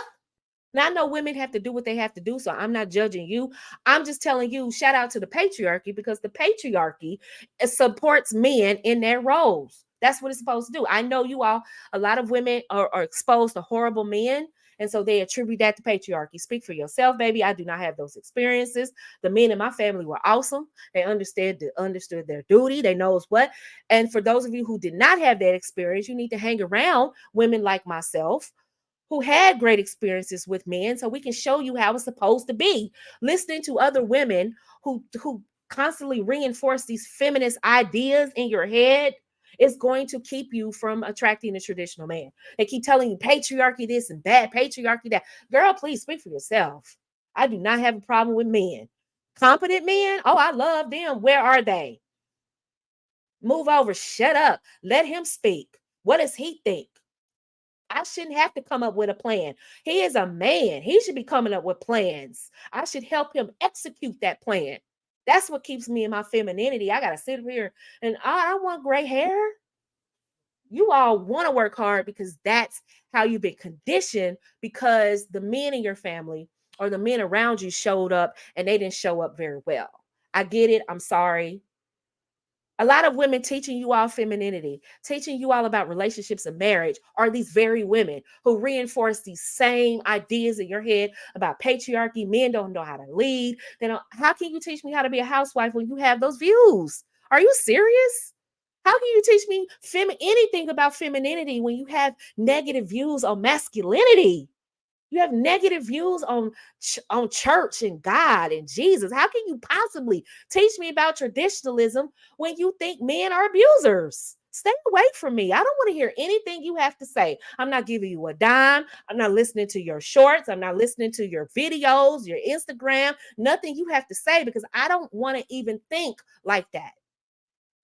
Because when a traditional man shows up in my life, I want to recognize him and I want to seal the deal. I want to see if we can make this a family. I don't want to be so having to overcome so much negativity about men that I can't be happy. And that's what's going on. I'm sorry. I listen to it and I cringe and I'm like, this is the blind leading the blind and this is the hurt leading the hurt. That's what it is. And all of they do, it's like going to a doctor who's infected. You're going to this person to help you, and they're infected. All they're doing is regurgitating negative talk. Well, these men don't want to provide, and but you're teaching me how to be feminine. You're teaching me how to respect the masculine. No, you're teaching me to have an underlying disrespect and distrust of masculinity, and that's what's going on with a lot of these coaches and a lot of these femininity people.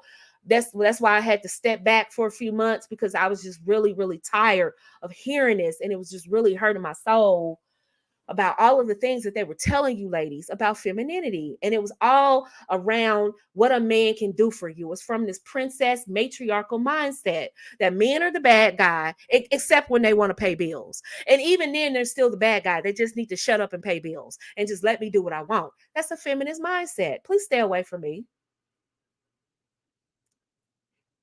You weren't raised in a traditional household. Nobody in your family is traditional, but you are the expert on traditionalism. How?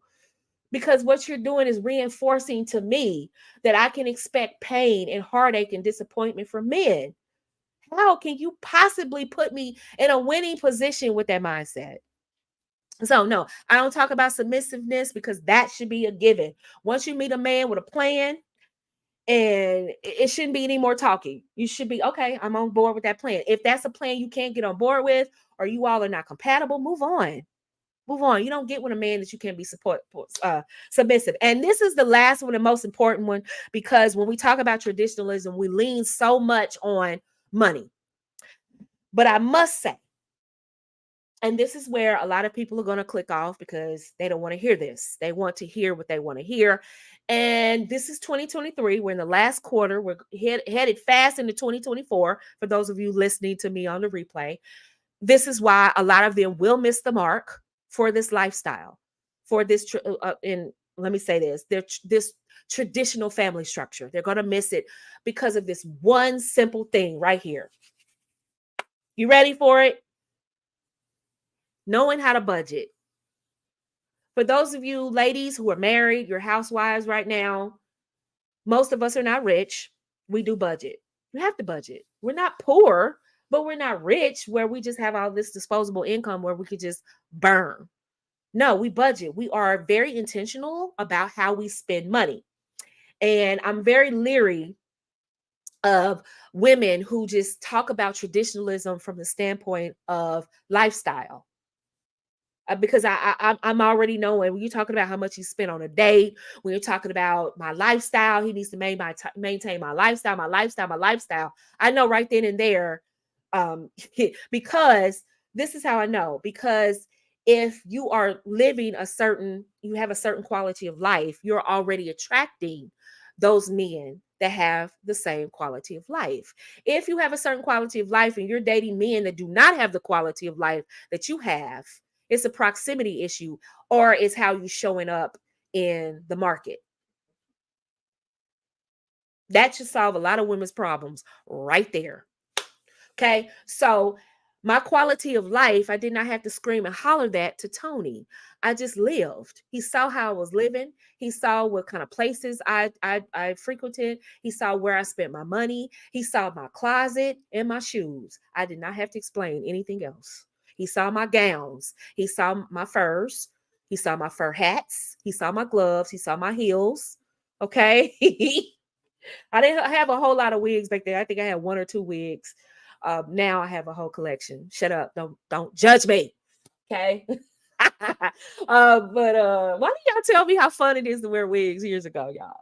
But listen, I do my thing, okay? I do my thing. But anyway, he saw that. He saw my jewelry. He saw how I dress, right? I could be going to Kroger up the street. I could be going to Kroger. I could be going to the mall, and I like to look how I look. It has nothing to do with being on YouTube or social media. If I'm out and about, I'm typically matching, I'm looking good. Even if I'm comfortable, I still have a look that says I'm somebody's wife. I'm representing, even when I was single. Even when I was single. So I didn't have to scream and holler to him about my quality of life and where he needed to take me on a date. He knew that by how I dressed, how I spoke, how I comported myself. I didn't have to scream that, right? So when I look at women sideways, when I hear them say, It's about my lifestyle, my lifestyle, my life. Girl, if you don't hush, if you live a certain lifestyle, you shouldn't be dating men that are not in your socioeconomic level, right? But the truth is, a lot of them are dating down, and they are frustrated with that because they are attracted to those guys, and they make concessions because they're attracted, and those things don't work out the way they planned. And so now they want to go back to the drawing board. It's my lifestyle. It's my lifestyle. Let's be real. A lot of you will forego all of that lifestyle talking if you were attracted to the guy. What if I said, you focus on the quality of life instead of lifestyle? If I hear lifestyle, it's my lifestyle. My life, I promise you, I'm going to scream. Oh, social media is good about uh pushy stupid phrases. My lifestyle, baby girl, it's your quality of life. It's quality of life. Okay, so if you're living a certain quality of life, the man sees that, especially a traditional man. He's peeping it. He can see, can I afford this woman? I'm looking at her closet. I'm looking at her bed. I'm looking at her apartment. I'm looking at her house. I'm looking at the kind of car she drives. A lot of you all are driving Pintos talking about my lifestyle. He needs to be able to buy me a Benz. Girl, princess mindset. Queen is like, well, we'll get to it. Right now, we need to raise these children. Right now, we need to invest in the future, the children. We're worried about having all these electronics and all these cars and these big houses. We'll worry about that later. Maybe I can't have my dream house when the kids are small, but once the kids get larger and they're in our overhead, larger when they get older and our overhead is less, then I could possibly get my dream home. A lot of women who are feminists on the low, they don't consider themselves feminists, but they are. A lot of them don't even think about that. A lot of you ladies, you see doctors' wives and you see attorneys, these big high-powered attorneys and people like that, and all of these people, these statesmen and things like that. A lot of those couples started out living check to check. And some of those wives started out working. And then it wasn't until they started having children that they stopped working. And then they started a family, and some of them living in 2-bedroom houses with 1 bathroom. I mean, they started out with very meager beginnings. And then over time, as the children got older, their overhead was reduced. He was able, and as he ascends his career, and he starts earning more, now he's able to go buy her that big house that you all see in that gated community. You think they said I do, and he moved her into a gated community. That doesn't happen more often than, well, it does happen, but what happens more is that people start with very meager beginnings and work their way up. That's what you see. But a lot of women don't see that. They're like, oh, my lifestyle, my lifestyle. Okay, lifestyle. You keep your lifestyle and you stay single. You keep your lifestyle and you keep working. And that's what traditional men are saying. Your lifestyle, you're absolutely right. And I don't want to disrupt your lifestyle and stay single. You see how my numbers dipped when I started talking about money? Because for a lot of women, it's about money. They're nothing but feminists who look at men as wallets. They do not look at traditional men as men. And yes, I am gatekeeping. I absolutely in gatekeeping because traditional men are special. We don't have a whole lot of them left. And I don't want a lot of women who are angry and upset at daddy, upset at baby daddy, ex-husband, to ruin these men. I don't. I want you all to go over there with the modern men, and you all fight it out and duke it out, and you all do that transactional. Hey, I'll give you sex and you pay my bills. I want y'all to go over there and do that. But for the traditional people over here, I am absolutely gatekeeping because I do not want their hearts broken. I do not want them to feel like treating a woman well is going to hurt them. I do not want these women attacking them. I do not want these women taking out their daddy issues on these men. Just like I protect you all from these men who want to take out their mommy issues on you. I protect you the same way. You're absolutely right. I am gatekeeping. I want to say these men for the women like Ivana, for the women like the Happy Housewife, for the women like Lacey, for the women like Blessed Tress. I want to save those men for those special women. And for those of you listening to me, I do not want every woman out here to have access to a traditional man because you don't know how to treat them. You don't really like them. You're looking for an opportunity. And yep, I'm snitching. Yep, I am. I am absolutely gatekeeping because your pain is your pain. And that's not his responsibility to take consequences and pain and heartbreak because you're hurting. That's not his responsibility to retire you from your job because you're tired of working. You raised your kids by yourself and now you want a break. That is not his job. That is thinking like a little girl. I'm looking for a daddy to relieve me, to love me past my pain, to give me the soft life. That is not his responsibility, baby. That is yours. You pay for your own soft life.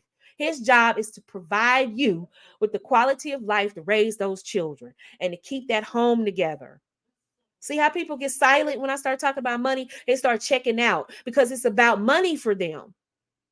And ladies, you deserve to keep working. If it's about money, you should keep working. Be honest with yourself. It's about lifestyle. It's about money. Most of the couples you see online that are stunting, going to this country and that country and visiting this place and that place and that place, and they have children, most of them, the wives are working. They're not housewives. Outside of celebrities and athletes and politicians and people like that, that most of those wives work, just so you know. So you're idolizing them thinking she's not a housewife. And they are not traditional. Okay? That's what I want you all to understand. Some of your favorite women on YouTube right now that are teaching you all how to finesse men and get over, they are not rich themselves. They're not rich themselves, but they're trying to help you get a rich man. Make that make sense. I just want you all to see logic. Logic. Okay. Logic is going to help you. And I'm not saying that to diss anyone. I'm saying that as traditional people, we're generally not rich. We're generally not just have so much money to burn. That money is put up and it's making money for us. We don't go around buying expensive things to impress other people. We do it to make our money grow. That is what I'm trying to get you ladies to understand, please. Right? We're not impressing you. Some of these housewives online, they are talking about canning, they're talking about harvest, they're talking about preparing for Halloween, they're talking about preparing for the holidays, and they're child, and you think it's about traveling to Dubai. You think it's about, these fancy trips. That is not what traditionalism about. And if that's what matters to you, then be honest with yourself. Be honest with yourself that is what matters to you, and you need to keep working for that. But for those men out there that really want traditional wives, I want you to pair with a woman that knows how to budget. You're okay with cutting back temporarily. Here's the thing about being on a budget. It's just temporary. For some women, he's your husband may be at a certain plateau in his career. He hasn't reached the pinnacle of his career. And so you have small kids. You're going to need to cut back. You're going to need to make some changes. Maybe you don't get to buy brand name everything because you're saving. You're looking at the grand scheme of things. I just bought a new iPad. I didn't need it. I just bought it. Okay. When you're budgeting, you're going to look at it. Do I need this new iPad? We have a PC, we have a laptop, I have a phone, now I have an iPad. Do I really need that iPad? No. I wanted it because I wanted it. That, that's not wise. I just wanted it because my old iPad went on the fritz. I had it for like 3 years. Went on the fritz and I bought one. When you're budgeting, you go, do I really need this iPad? Because little Lisa is going to need, her parent teacher slip signed, and she's going to need money for this field trip. We want to take a family vacation. Do I need to spend money like this when I know that we have some things coming up? That's budgeting, right? I know how much food the family needs. Do I need to spend money on that? When a traditional man sees you making wise financial decisions, he can see you as his wife. He knows you're not going to work him to death. You need to make this kind of money. I need this kind of lifestyle. He's like, nope. Let me get out of this real quick because I see where this is going. All she's going to do is move the goalposts. And when I start making more money, she's just going to spend more. And then we're going to be in more debt. That's how traditional men see. They don't see that she wants me to make more money for the family and from traditional wealth. As soon as I make that money, she's going to spend it. She's going to find ways to spend it. Well, since you make more, we should get a better house. Well, since you make more, we can buy a fancy car. I know people right now in 50-50 relationships following every housewife they can find. Every housewife they can find, and because they want to be traditional, and you have to tell them it's because you don't budget money. You don't talk like a traditional wife. You don't budget money. Everything is about lifestyle, lifestyle, lifestyle, lifestyle. And so men are like, okay, I see what this is. She wants me to be a safety net. She wants to spend money frivolously, and she wants me to be her backup plan. And to be honest with you, a lot of men don't mind being backup. They don't mind giving you that option, is what I'm saying. They don't mind giving you the option. But those men are typically not, they're not traditional. Those are modern men who are okay with their wives working. Those are contemporary husbands. Most women are going to marry a contemporary man. A traditional husband doesn't want you to work outside the home. Let me say this again so that you get it. Traditional husbands do not want you working outside of the home. You can monetize some hobbies, okay, but hobbies are not jobs. Hobbies are not typically don't generate enough to cover bills anyway. So he's not looking at you to cover bills. That's just to give you something to do, to channel some of your feminine creativity. That's what that's for. But generally speaking, traditional men do not want you working outside of the home. You're working inside the home. But no, well, can I take an office job inside the home? Are you still holding a job where you earn a salary? He does not want you to do that. Let me say this again for some women who are confused. Well, Mr. Cole, I want to be a housewife, but I can work from home. Do you have a boss? Are you working for a company? Do they cut you a check? Are you on a salary, hourly, whatever? Do you earn a salary? Yes, you're not a housewife. You're not traditional, because that is what you're still holding on to. A traditional man does not want that. He wants you to depend on him. He covers the expenses. You focus on the house. How are you focused on the home when you have a job to log into at 9 o'clock? How do you do that? Notice my client load is very, very managed. I used to have a client load all over this. I was having client sessions every single day. I was like, oh, no, no, no, no, no. I have to streamline this because I have a family now. No, I can't, out with my family. Oh, I need to hurry back because I have a 3 o'clock appointment. Those days are over, right?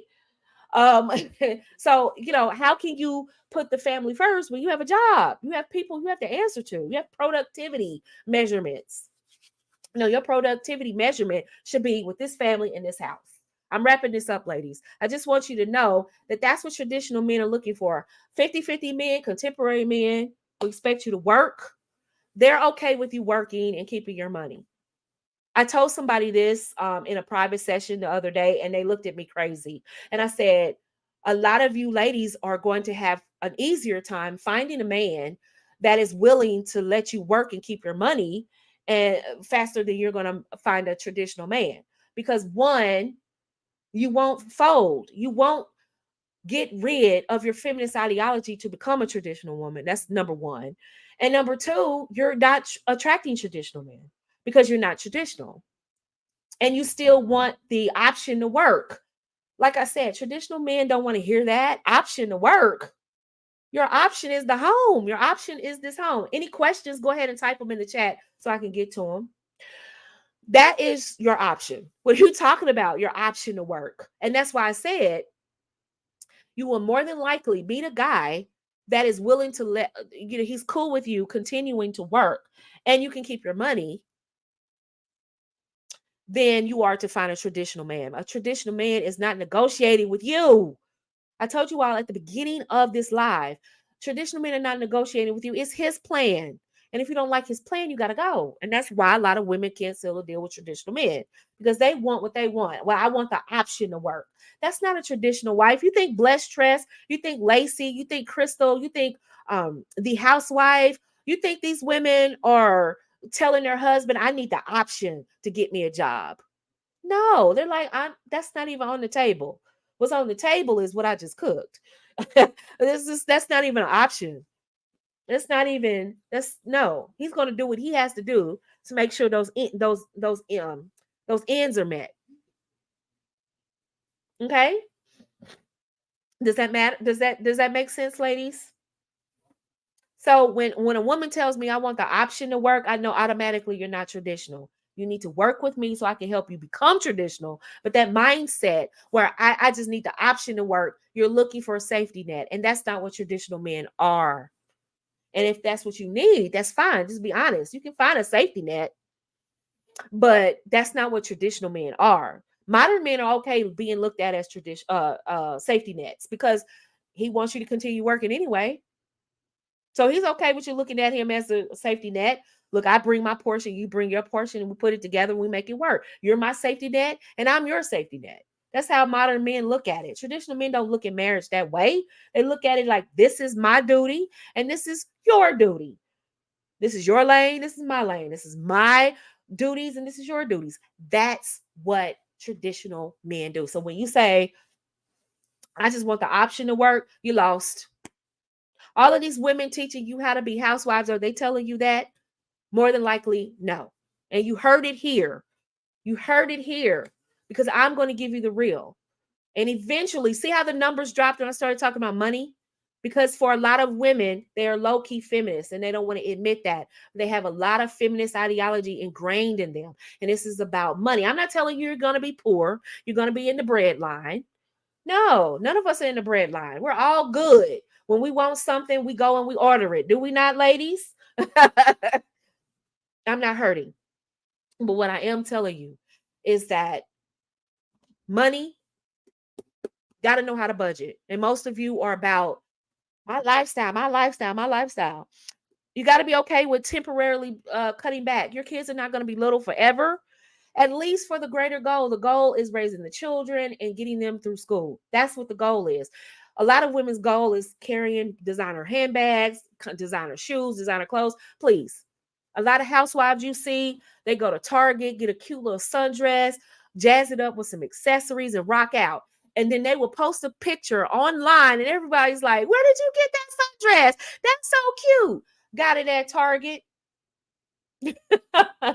That's a housewife for you. And I'm telling you, some of you don't like that, but that's the lifestyle. Some women will be able to go to fancier stores, depending on their husband's income and their family and savings. And you can monetize your hobbies and be able to do that. But the point I'm trying to make is expecting your husband to give you this lavish lifestyle is not that's not the greater goal for traditionalism. Learn how to live on less. Some of you will need to relocate to different cities. Some of you will need to downgrade your life. Simple as that. Some of you living in these major metropolitan areas, you work downtown. Why don't you look at just upgrading your apartment and get rid of your car and take mass transit to work? How about that? Will that cut back? For some of you, it will, because a car note and insurance and maintenance and gas, you'll come out better just finding an apartment closer to work and taking mass transit. For a lot of you, that will work. It's called cutting back. For some of you, getting rid of a car altogether. Some of you work walking. Some of you live in small areas. You can take a bike. But you want to be fancy. You want to pull up in fancy cars. That, ladies and gentlemen, lets us know that you're not used to anything. You're not used to nice things. When you're used to nice things, you're not pressed to push a Benz. You're not pressed to push a sit in first class. You're not pressed to broadcast it to everybody that you're in first class. Broadcast it that you took a fancy vacation. Broadcast that you ate. Everybody, I don't need to broadcast that I ate a steak. I don't need to broadcast that when you're used to that kind of lifestyle. Just pick your favorite celebrity. Do they broadcast every time they go somewhere? Every time they travel to a fancy destination, do they broadcast that? No, that's like commonplace. And so when people do that constantly, men know right off the rip, this is a woman that's not used to a certain lifestyle because she needs to constantly be validated by social media, by her friends, by her peers, that she lives a certain way. And it's going to be on my shoulders to keep this up. And that's what they hear when you constantly say lifestyle, lifestyle, lifestyle. Do you know how many times I traveled and I never put that on IG? Ever. Ever. I have photos right now and videos right now of places I've been, and I don't put it on social media because one, it incites jealousy in your peers if they haven't reached the success you have. And then two, it's just why? You know me, you know my taste, and you already know. So I look, when you don't see me for days at a time, just know I'm somewhere chilling. And that's how people who manage money and who are successful, that's how they move. You might not hear from them a few days. They're on somebody's beach, snuggled up. You know what I mean? There's some regatta somewhere. They're, at some event somewhere. You just never know. Matter of fact, I still have um, photos from an event that Tony and I went to. I didn't even post them. That dress was actually nice. I need to post that.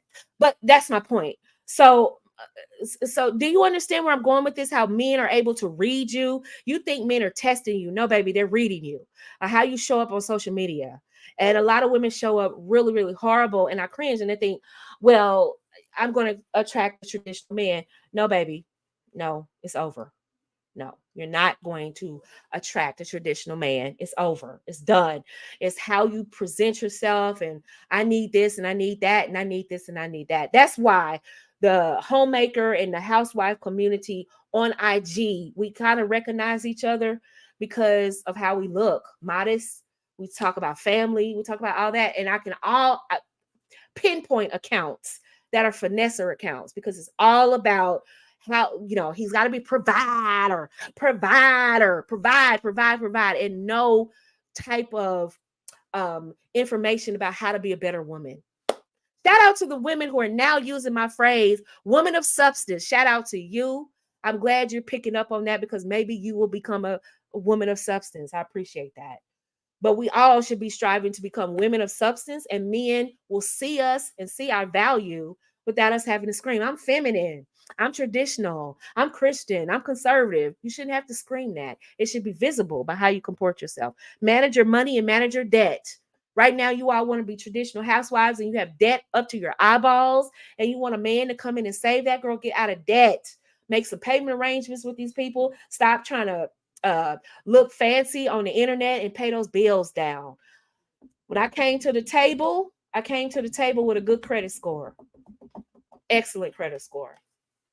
Okay, I can get whatever I want on credit alone.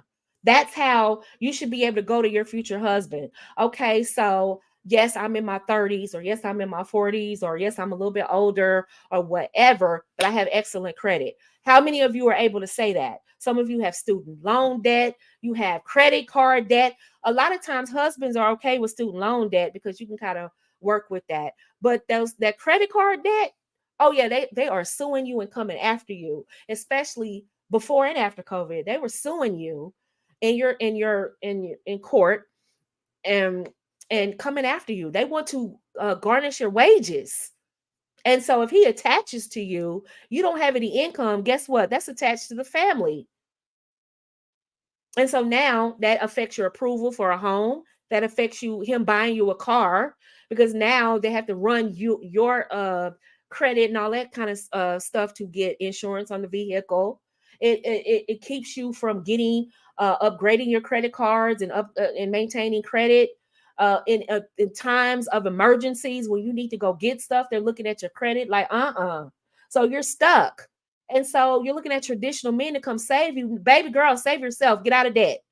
Get to some of these business coaches, some of these financial people that know how to handle money, and go ask them how to get out of debt. If you're on my app, I have books that help women, that are targeted for women, that help us manage our finances. These are good books that'll help you get a hold of your finances. You can't go to a traditional man talking about, I need you to pay all my bills, and then you lay out everything. You have debt up to your eyeballs. You have debt and bad credit. Come on, y'all. And then some of you have kids out of wedlock. So I'm not blaming the children, but this is a financial responsibility for him. And so you need to make it make logical sense why he needs to pay all of your bills when you haven't been doing that. And that's where I come in, because I can help you do that. But the point I'm trying to make is, get out of debt. Stop talking to me. Stop trying to, be fancy on IG. Girl, log off and get out of debt. That's what you need to do. Okay? Get out of debt. Stop doing that. Manage your money. Get out of debt. Um, Embrace your femininity and become a woman of substance. That's what I want to say. Any questions? Anybody have any questions? A lot of women are going to adopt a lot of things that you hear on this channel. They're going to start saying it because they know these men are not picking up what they're putting down. These men are tired of hearing them say provider this and provider that. They're tired of them saying luxury this, hypergamy that. They're tired of that. The men are tired of them talking about my lifestyle, my lifestyle. Men are checking out. They're just checking out. They're just not hearing that. And a lot of women are just frustrated. Why aren't they picking up what I'm putting down? Why are the men getting more stingy? Even the traditional men are becoming stingy. Uh, uh, if Tony saw some of his ex-girlfriends right now, they go, "What? Tony's traditional? Yeah, he was always traditional. But because you weren't traditional, he treated you like a modern woman. And that's the treatment you got. When I came along, it was, oh, you're traditional. Cool. I've been looking for a traditional woman. Boom. Jackpot. And so a lot of women are frustrated. Why can't I find that? Well, because you're not that. That's why. When you are a traditional woman, baby, traditional men just start showing up. Anybody else in here had that problem? When you became traditional and you or are traditional. I mean, I've always been traditional. I just like embraced it, like full blown going public with it. I just kept it behind, yeah, I'm a housewife. And I was so mousy with it. No, I'm a housewife and proud of it. Proud of it. Good luck while y'all go to work in the morning. I heard it's going to be a chill out there. Make sure you bundle up on your way to work, girl. As for me, I'm going in there and make me some nice little chocolate, some hot chocolate. I might get on Clubhouse and talk it up for a couple hours. I might, and while I'm doing laundry, I might, do some lesson plans for my clients. I might, I have some things to do. But as in going and clocking into work, coughing and being uncomfortable and have to bundle up and deal with the elements to get to work. I don't. I just wake up and, hey, I might prepare breakfast. I clean up the breakfast mess. I clean up my kitchen, prepare for dinner because I make my dinner earlier in the day. And so I'm done early. I'm done. And so now I get to maybe take a nap, go work out, meditate, talk to the Lord, maybe call an old friend, whatever. But hey, I'm no longer mousy about being a housewife. I stand on it. Yes. Any questions? Any questions you want to know about traditional men, attracting traditional men? Now is the time to ask this. I'm pretty sure any questions that you may ask me, someone who's listening live or listening to the replay may have the same question. Shout out to the women of substance. I love it when people who what you'll find, ladies, those of you who are traditional, what you'll find is a lot of women criticize you day and night, but they adopt the same things that you say.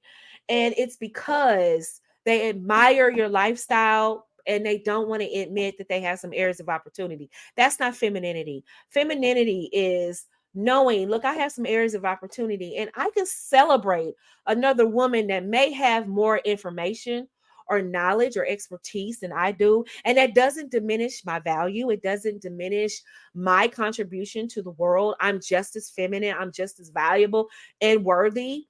But she has expertise on something that I don't. I defer to Lacey all the time. Lacey, girl, what plant should I be planting?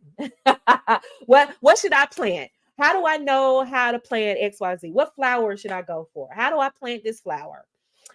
Well, what should I cook? What should I do? I defer to her because her expertise is homesteading. Her expertise is gardening. I mean, she has livestock, right? She has produce. If I want to know how to raise particular flowers, I would go with this young lady named Jessica. She's in the Homemakers Club because that's not my expertise. When women come out of this posture that they are not going to ask other women for help, they're going to be so much better. Some women have even attached to me, called them friends, called them family, and they attack me. But you're not ready to do what you want to do. You're not ready to do that. You're not there yet. You don't have the level of expertise or experience to do it. And instead of saying, hey, let me shadow you for a couple of years and see how you do this, which would have been the smart thing to do, because I would have told you how I do business, how I do this, how I do that, how I make, instead of, no, I'm going to make you an enemy and I'm going to try to compete. This is where the mindset of women is. And that's what keeps them losing. And that it doesn't have to be that way. And what I'm saying with traditional women is that we're okay deferring to other housewives. Okay, so you don't know how to make a chicken pot pie. Tony loves chicken pot pie. I've never made one from scratch, but I will be trying it because that's one of his favorite meals. And in the homemakers club, Lacey, I don't remember who that was, but she talked about making a pot pie from scratch. Excuse me. She made a pot pie from scratch, and it looked so good.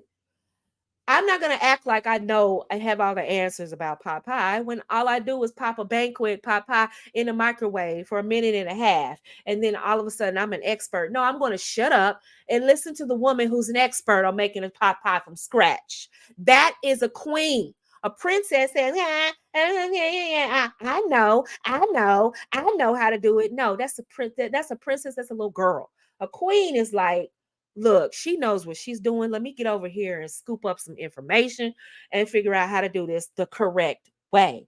That's a queen. Any questions, ladies? Any questions, questions, questions? Here it is.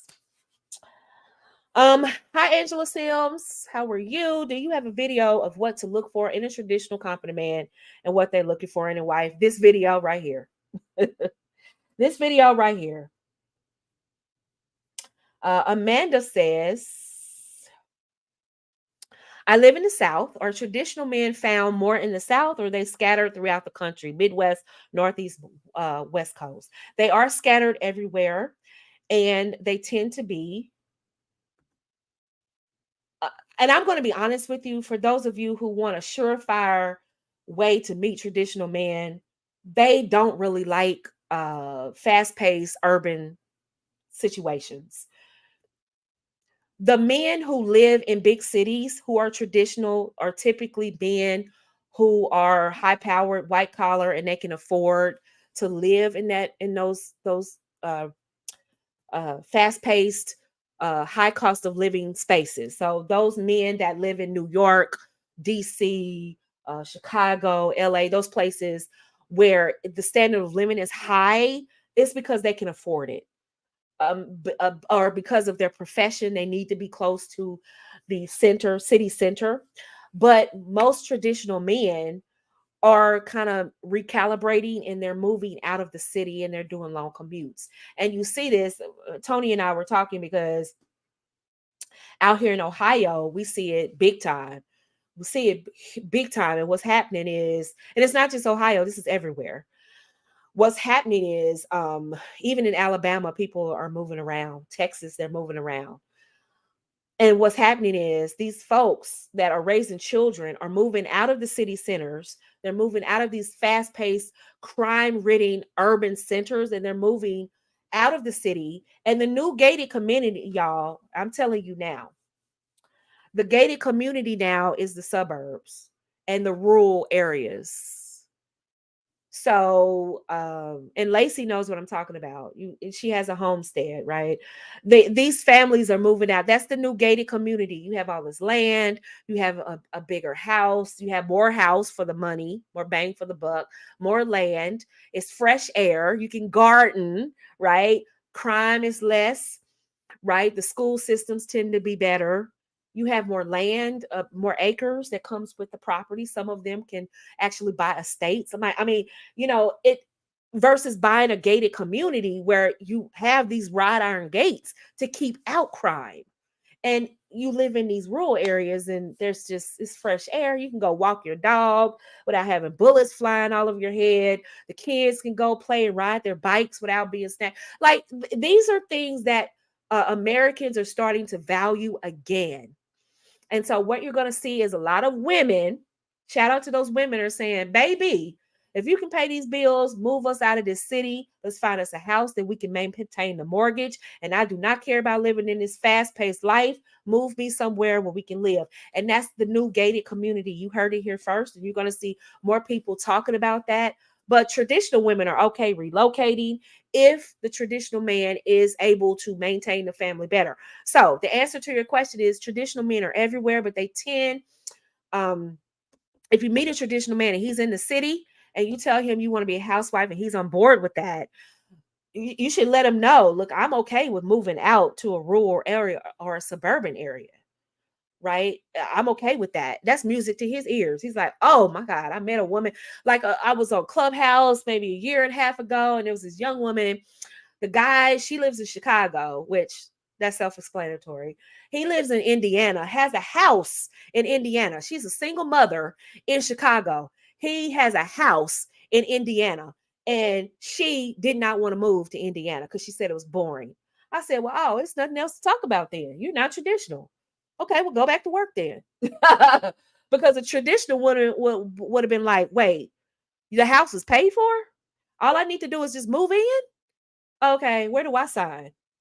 And you like me? I mean, this is a guy that's into you. This is just some random man. He's into you. He likes you, crazy about you, has a paid for house. I mean, this is the type of man, even if you didn't want that house, he would still go buy you a house and rent that house out. Like it was on some of that. But she wasn't even thinking like that. She was thinking like a princess. Well, I don't want to leave Chicago. Okay, well, keep working. And you continue raising your child by yourself.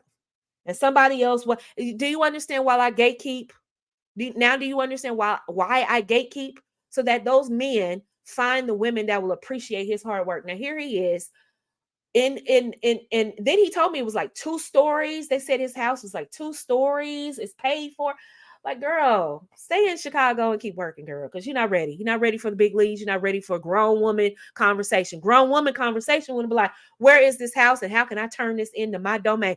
All he needs to do is tell me where this house is, and I'm I can hang curtains right here. I'm gonna make this the master bedroom. I'm gonna redeck. Can you give me a budget um to redo the kitchen? See, that's how I move. Oh, okay. So the house is paid for. Well, do you have a remodeling budget? Oh, okay. Let's remodel this kitchen. Let's look at this bathroom. Let's redo the bathroom so we can have a walk-in shower. Like, see, that's how I move.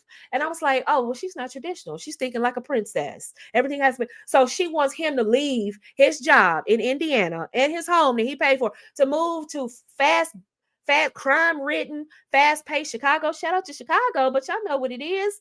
I don't. Okay, I know Indiana is slow, but you're trying to go out there and raise children. This isn't the turn up spot. And so Amanda, the answer to your question is a traditional woman should not be focused on the turnip spot and things like that. Let him know that you're willing to move because a lot of men are in the city center working and earning a living until they meet a woman. And when you tell him you're willing to move so that you can move to a quieter area where it's less crime and fresh air, you can garden and all of that's music to his ears, child. So the answer to your question is you can meet them anywhere. So shout out to Chicago, but seriously, you all know what it is. Like Tony and I went back to Atlanta recently, and I was like, please get me out of here quick. It was like bumper to bumper, traffic. Oh, I was like, forever I love Atlanta is Fila, right? Forever I love Atlanta.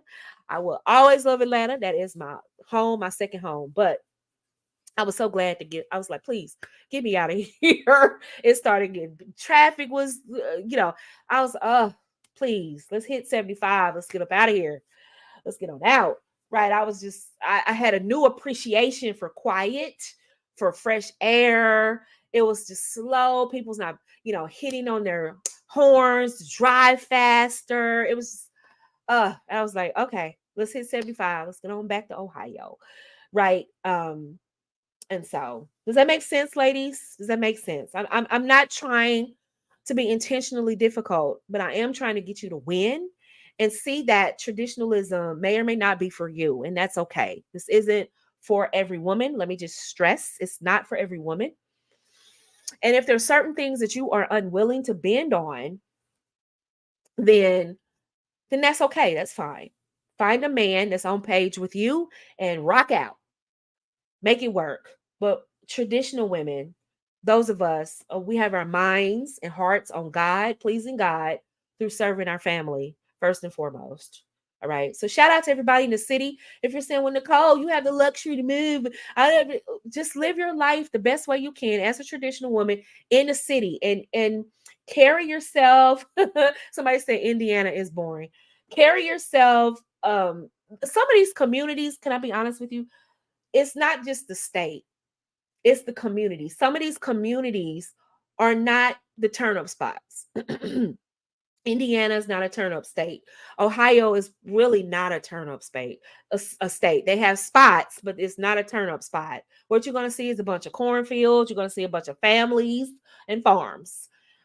Illinois really isn't a turn up state. It's just Chicago. Listen, when you are a traditional woman, your mindset is family, not the turn up spot, not being. Indianapolis is not going anywhere. Chicago's not going anywhere. Detroit's not going anywhere. Baltimore is not going anywhere. Boston's not going anywhere. New York, Atlanta, Miami, Houston, Dallas. None of these places are going anywhere. You can hop on a plane or a car and go. But when it comes to your life, your lifestyle and the traditional structure, okay, you don't need the big city. As a matter of fact, for those of you screaming and hollering about his income would actually stretch further moving out of the city center. Okay. And a traditional woman who's a queen already knew that. She's like, oh, yeah, we need to move out of the city. Well, we need 2 paychecks. No, we don't. We need to move out of the city. A traditional woman is looking at ways she can cut corn. Okay, well, let's do this, do that. And ladies, if a man is arguing you down about being traditional, he's not traditional, let him go. If he is arguing you down about the importance of 2 incomes, stop arguing expeditiously and just let him go. Traditional men do not negotiate, okay? They about being traditional. They negotiate on when we're getting married, how long we're going to court. They negotiate on how you want him to show up as a companion. But when it comes to the traditional structure, there's no negotiation. That we are traditional. That's what it is. You negotiate like what city you're going to live in, maybe what neighborhood. You negotiate things like that, right? But you don't negotiate, are you traditional or not? And some couples will be traditional for a minute, like while the children are small. That's how a queen thinks. She's like, okay, well, maybe I won't be traditional for the entire marriage. Maybe while the children are small. That is something some men could probably do. Some men are not, they just don't see the logic in a traditional household when there's not going to be any babies.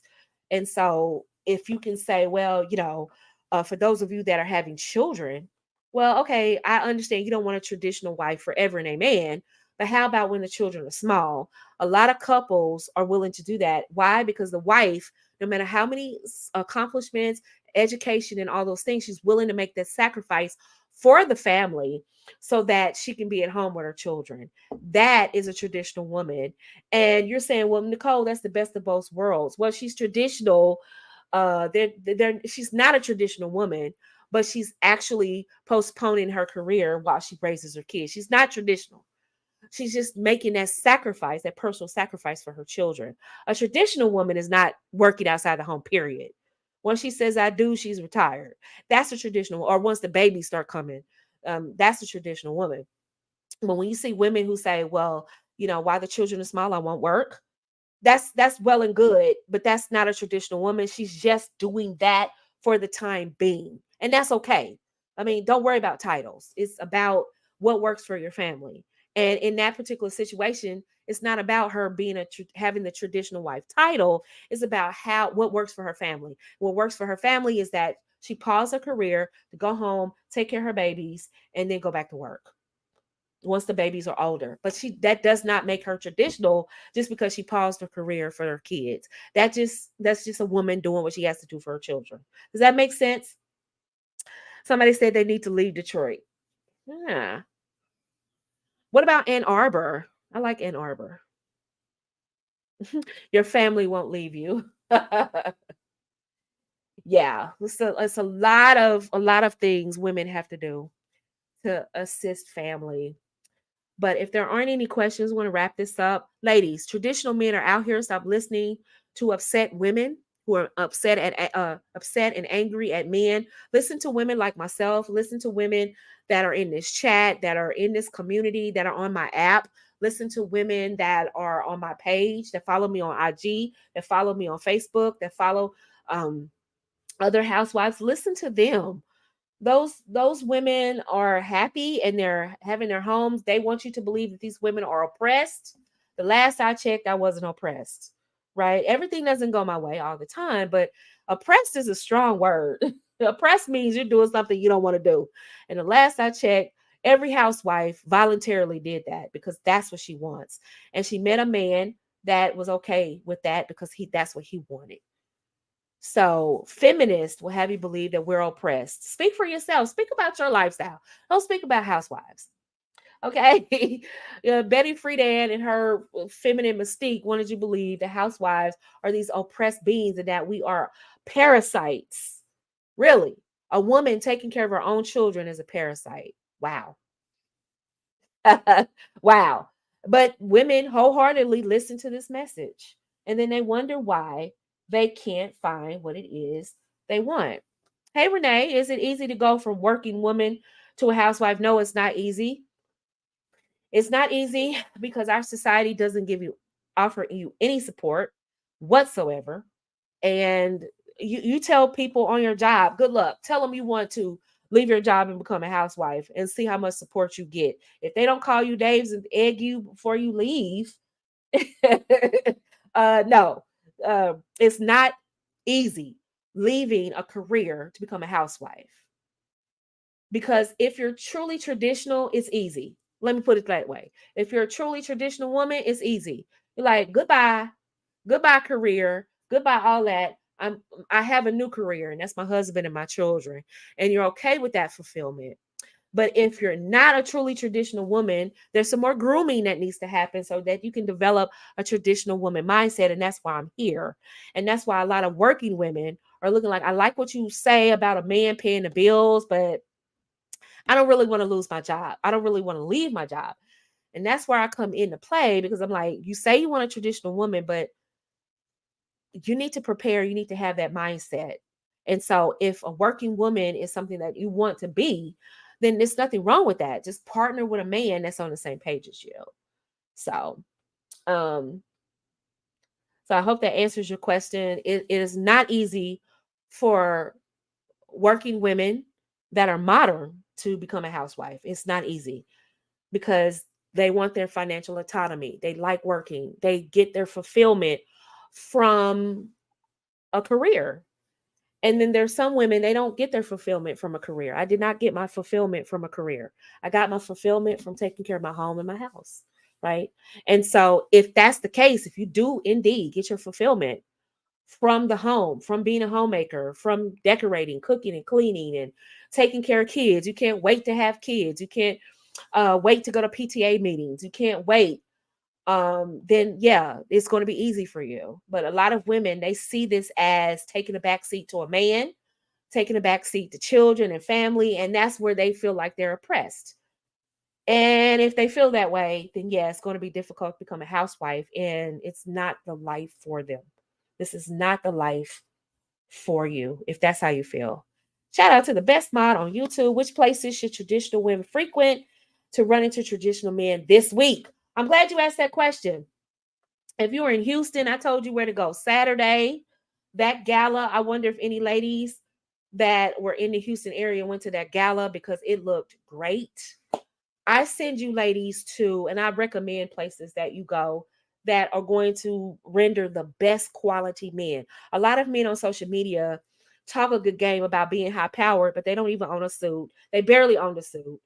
They were like 50 plus before they bought their first suit. You're like, how are you high powered? Like, seriously. Um, I send you to places where men, it's like, it's nothing to go to a gala or function or something like that. Their hobbies are for high powered men. These men are groomed to be leaders. I send you places where you're going to rub elbows with those people. And I also prepare you for that. Not many people can prepare you. I prepare you for that world. I prepare you for how to speak, how to comport yourself, how to move effortlessly in a room full of competent men. and the city's intelligentsia. I teach you how to move around easily and put you in this position. So if you're on the app, you already know where to go.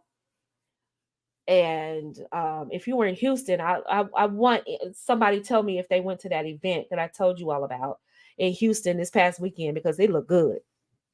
But yeah, on the app, I give you places where you can go, vacation spots, places where you could go, restaurants that you can check out, which I'm going to update that as well. Um, where you can go to meet traditional men. There is no set place to meet traditional men, right? There are set places to meet marriage minded men. There's certain places you're not going to see marriage minded men, but traditional men, you can meet them just about anywhere, right? Because they do socialize. They socialize a lot.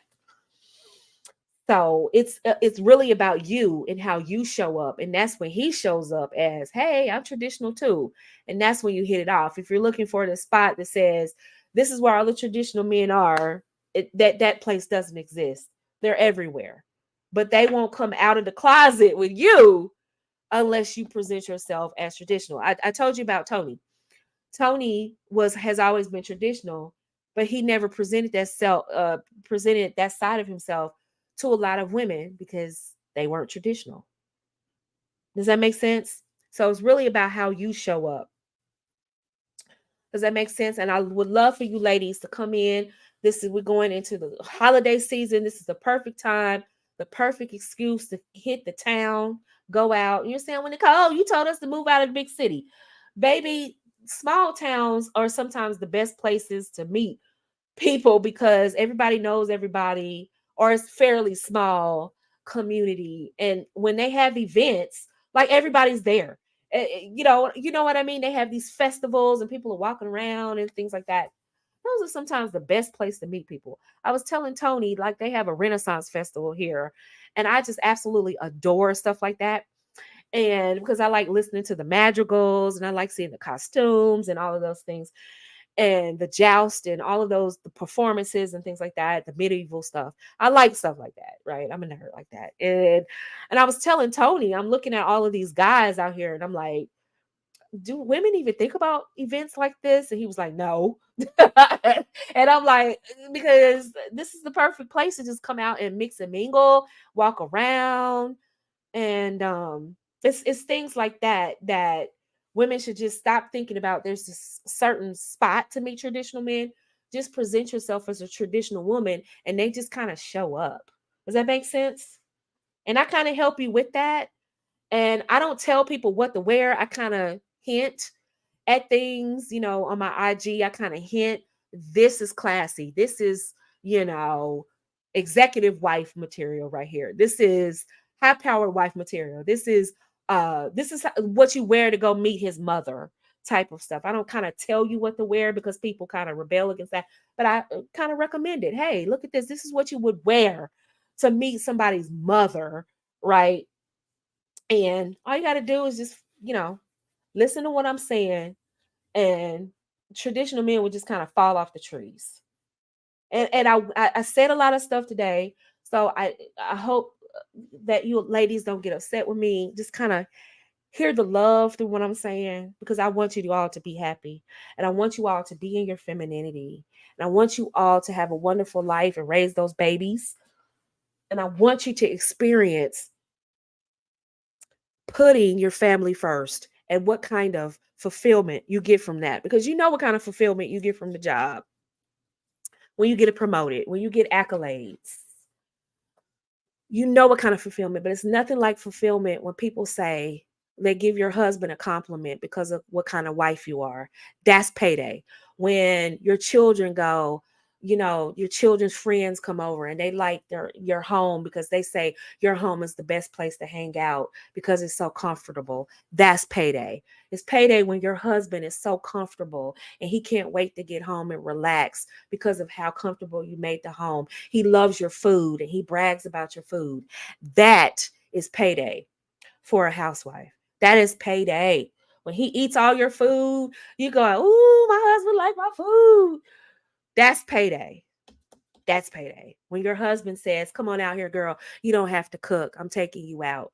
That's payday. Just randomly. That's payday. You know what I mean? That's payday. And that is what I want you all to experience. But some things I need to tell you, be honest with you about, so that you don't get out here spinning around and wasting time because people are afraid to tell you the truth. I'm not afraid to hurt your feelings. And I'm not afraid to tell you the truth because some of you, your feelings will be hurt, but you know I'm telling the truth. You know I'm telling the truth about daddy's scars. You know I'm telling the truth about how you all are showing up in the dating market. You know I'm telling the truth. Be mad and come on back next week because you know I'm saying it out of love. And these people who love you and don't tell you the truth, don't. If they say they love you and they don't tell you the truth, they're lying to your face. When someone loves you, they stop you from making mistakes.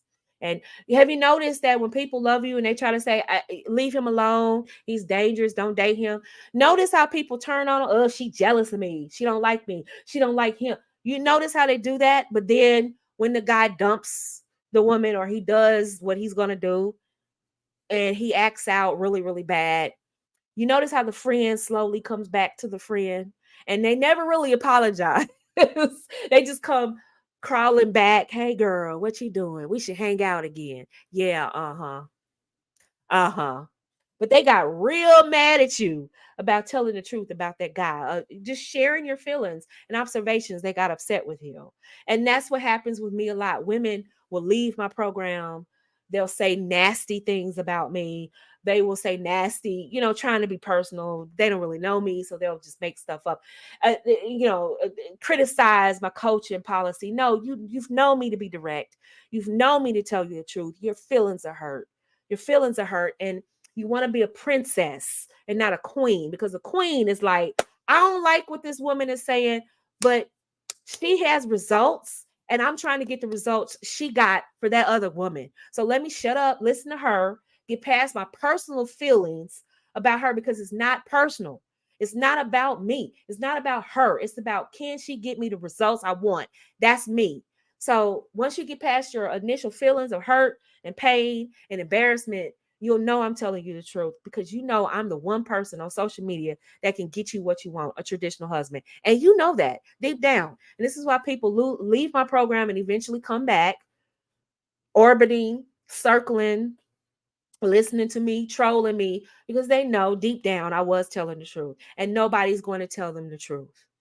They're not going to tell you that. They're going to tell you enough to get you to like them and buy their product. I want you to buy the product knowing you know what I'm getting with Nicole. I know I'm getting the truth, not a bunch of crap that's going to prolong my singleness. I know she's going to be honest with me. She's going to be hit straightforward, and she's not going to be beating around the bush. And no, I'm going to tell you the truth so you can get past all of the fluff and get exactly what you want. Does that make sense? Speaking of Cheesecake Factory, I think I might order some Cheesecake Factory and take a picture of it. Who passed on this? Seriously, ladies. Seriously. Does that make sense, ladies? Anything, any more questions before we get out of here? Somebody said, well, my hubs loves my pizza. Shout out to RM. She said her husband loves her pizza. That's what I'm talking about. That's what I'm talking about. Ladies, that's payday, right? When my daughter got sick and she was cuffing and puffing and coughing and stuff, and she was like, Mom, I need to go to the store and give me something. And I said, no, it's cold medicine in there. It's cough drops, it's cold medicine, it's chicken noodle soup. I have a heating pad. I got whatever you need. That's a homemaker. If I was working, I'd be like, girl, you better get on Instacart and order you some stuff, because I wouldn't have time to handle those little things. But being a homemaker, I have all that ready. Shout out to Homemaker Gold Rooms. I told you while I was preparing for the fall and winter, and I said I have to stock up on my medicine and all of that. And lo and behold, my daughter turned up with a cold, and she didn't even have to she went from one room to the next, came in here, got some medicine, all of the medicine she needed, cold medicine, sinus medicine, cough drops, cough syrup, uh, tea, everything, painkillers, fever reducers, chicken noodle soup because I'm a homemaker and I focus on home to make sure everyone has what they need. Does that make sense? All right, we're going to get out of here. I talked a long time, 3 hours, but hopefully this answers a lot of questions. And those of you listening to the replay, make sure you share it. And make sure you all that are listening to me under the sound of my voice, please stop saying lifestyle, say my quality of life, and be able to explain it and make it make logical sense. Please, if I hear someone else say my lifestyle, my lifestyle, my life, I promise you I'm going to scream. I promise you. I won't do it on the mic, but I am going to scream. Does that make sense? Just stop saying that. And for those of you who, one more thing and then I'm out. For those of you who want further mentoring on what phrases to avoid that you're using that are turning traditional men off, that is a complimentary guide. If you look in the description section of this video, click that link. I will send it to you complimentary. I wrote it all out. It's all of the phrases that I've been hearing. One of the most the popular ones that I've been hearing the most frequently used that really are like nails on a chalkboard to me when I hear women say it. I wrote those down, and so that you can, and I also tell you what to say. I give you a script, alternative things to say, because I know what your intentions are. Your intentions are not to finesse and all of those things, but some of the phrases that we use are, oh my God. Oh, so please get that, and I'm going to help you. Yes, the South life, please stop saying that. But I know it's a movement, and so I'm not trying to offend people. Some people have whole programs built on that. I'm not trying to offend people, but that's a turn off, the traditional men, just so you know. I talk to traditional men and they're like South life.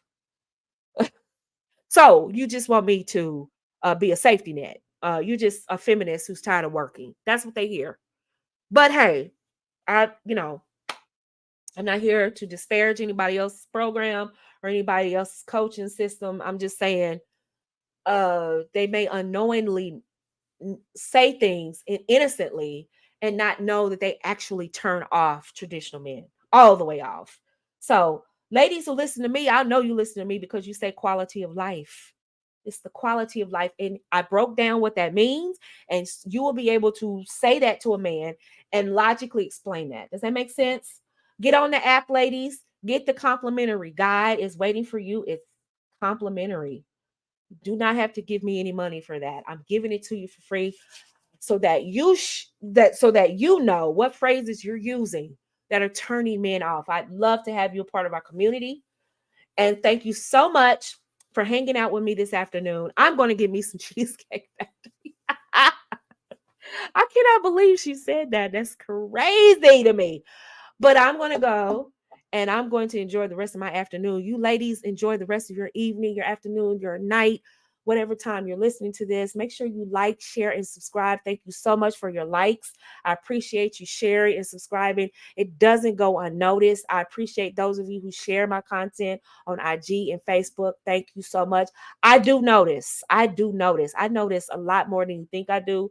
And I know who's sharing my content, and I know who is really supporting my content. I thank you so much, and I appreciate that. Remember, I love you and Jesus Christ loves you. And until the next time, keep the faith, everybody. Peace out.